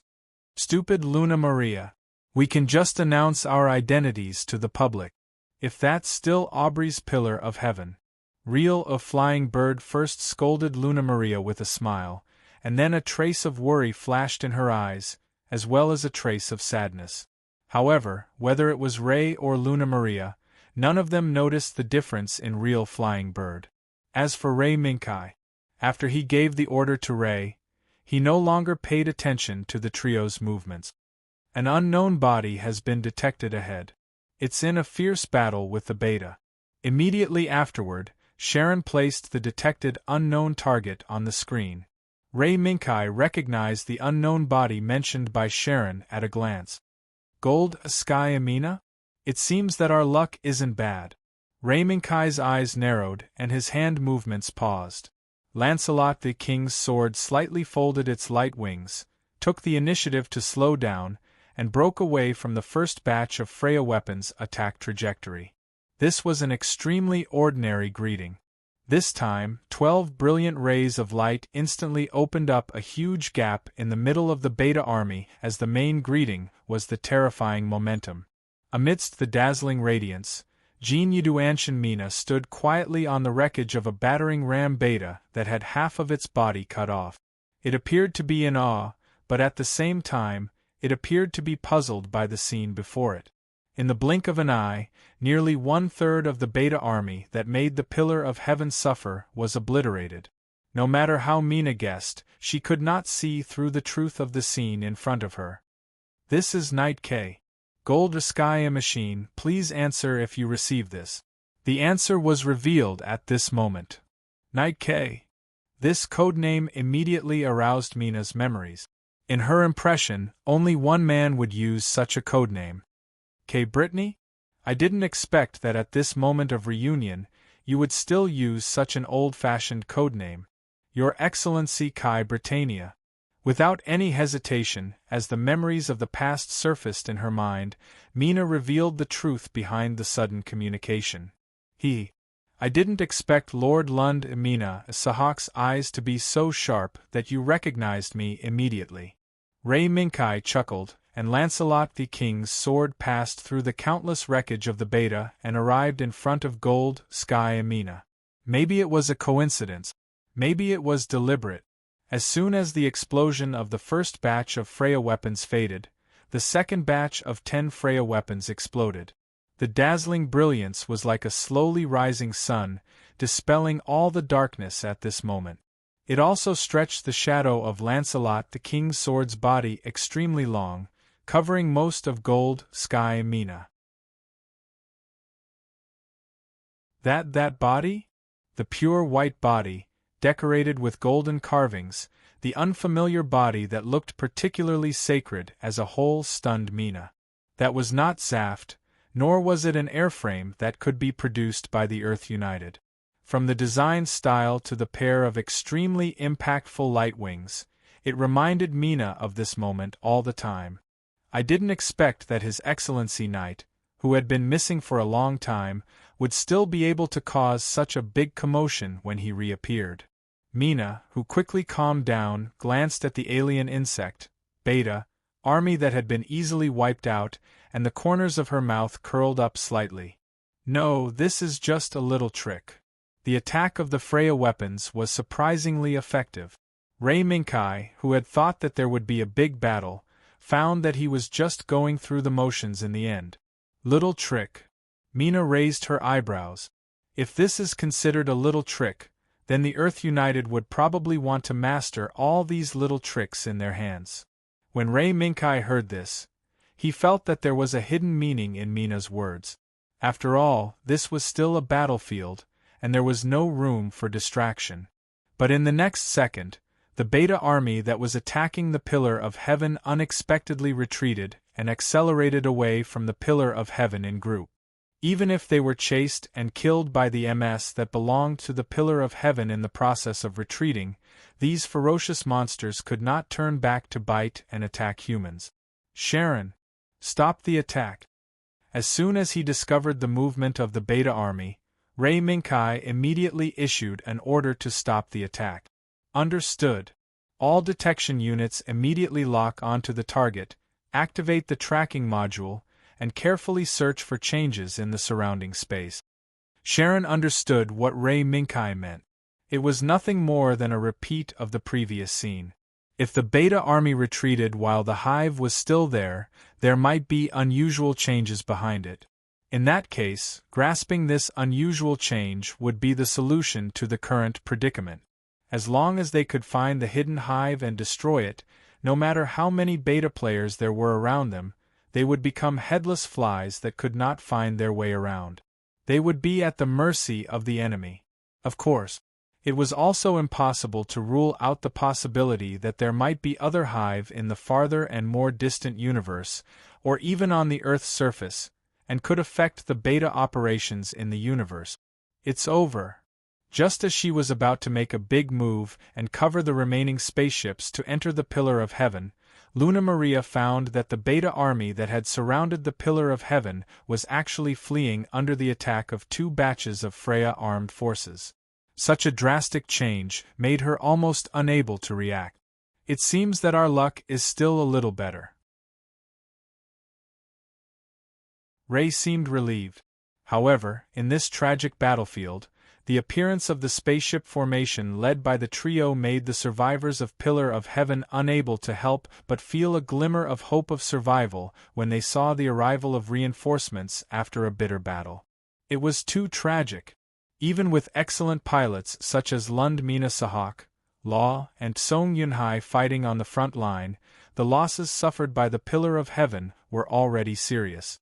The closer they got to the Pillar of Heaven, the more they could see the broken bodies mixed with the corpses of the Beta. Especially in the final defense circle of the Pillar of Heaven, it was almost the wreckage of the heresy produced by Ob that was broken and blown up. From the wreckage, they could even see a trace of debris floating out of the broken cockpit, as well as blood. This space station is about to end. Looking at the wreckage of a heresy floating in front of him, Ray saw a face that had lost its life and died in pain and distortion from the wreckage that was obviously the torso. Then, didn't we come all the way here for nothing? Real Flying Bird opened his mouth and muttered to himself. Then, he seemed to suddenly remember something. Right. When the Minerva was sailing, I heard a rumor. It seems that there is a space station that is recruiting the people of Ob scattered all over the world. Could it be? Real, are you talking about the rumored Pillar of Heaven? Obviously, Luna Maria had also heard of that rumor. It seems so. Above, Jean Yuduanshan Mina and Lancelot King's sword were separated by 100 meters, quietly watching the scene of the trio escorting the spaceship group into the Pillar of Heaven. What those spaceships are carrying, I'm afraid it's not a gift for a long separation, right? Mina said. No, it is indeed a gift. It's just that it's a gift for the Beta. Ray Minkai replied. The Beta? It seems that Sir Knight's experience has exceeded my imagination. Why don't we go back to the Pillar of Heaven and talk about it in detail? At the same time, we should also thank Sir Knight for coming to support the Pillar of Heaven. All right. I also want to ask the Patriarch something.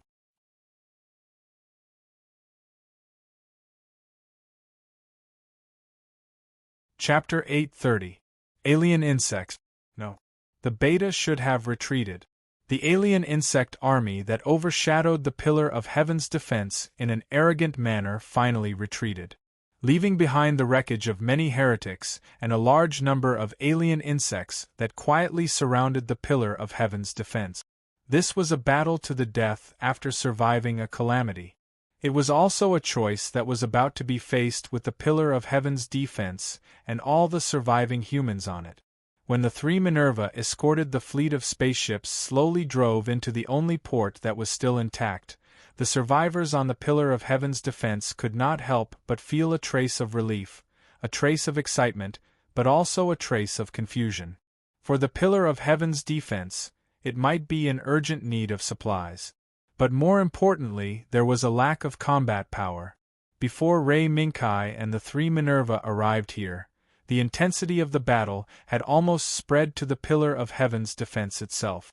As long as time went a little further, the Pillar of Heaven's defense itself would definitely be landed by those disgusting and terrifying alien insects.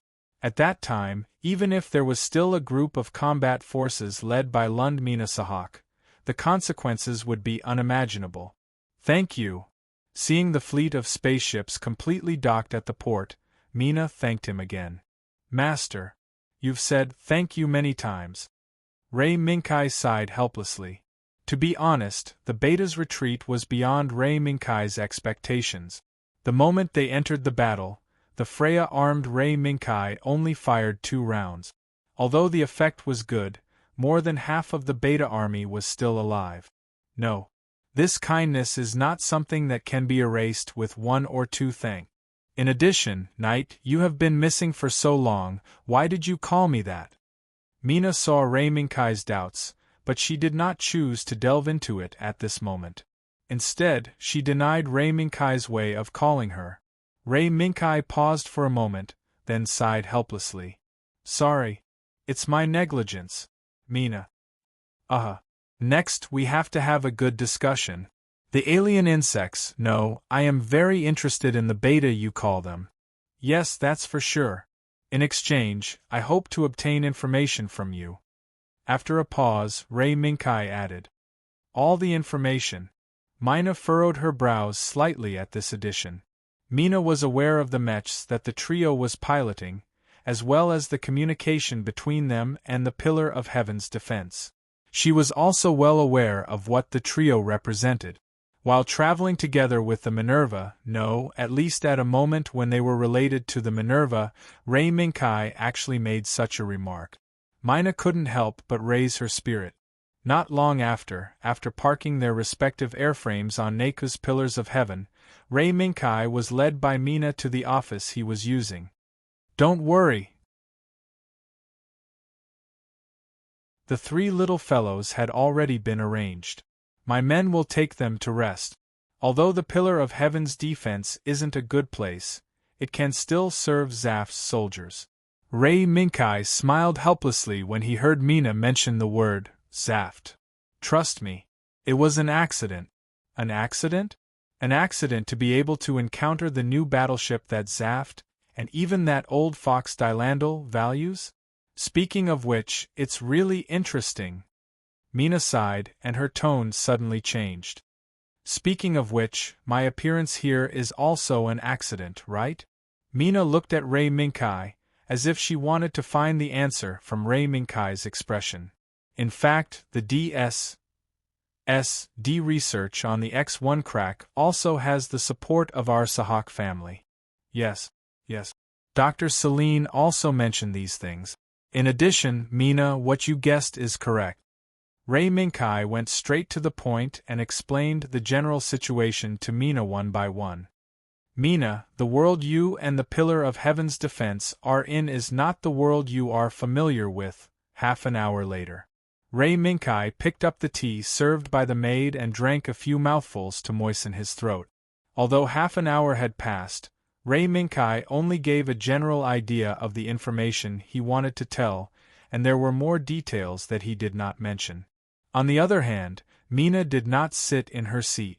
Instead, she stood in front of the floor-to-ceiling window and silently looked at the void outside the window where countless wreckages were floating, as well as the blue earth that appeared from time to time from the bottom left, quickly flashing across her vision, and finally disappearing into the upper right corner. As expected, the DSSD doctors weren't wrong.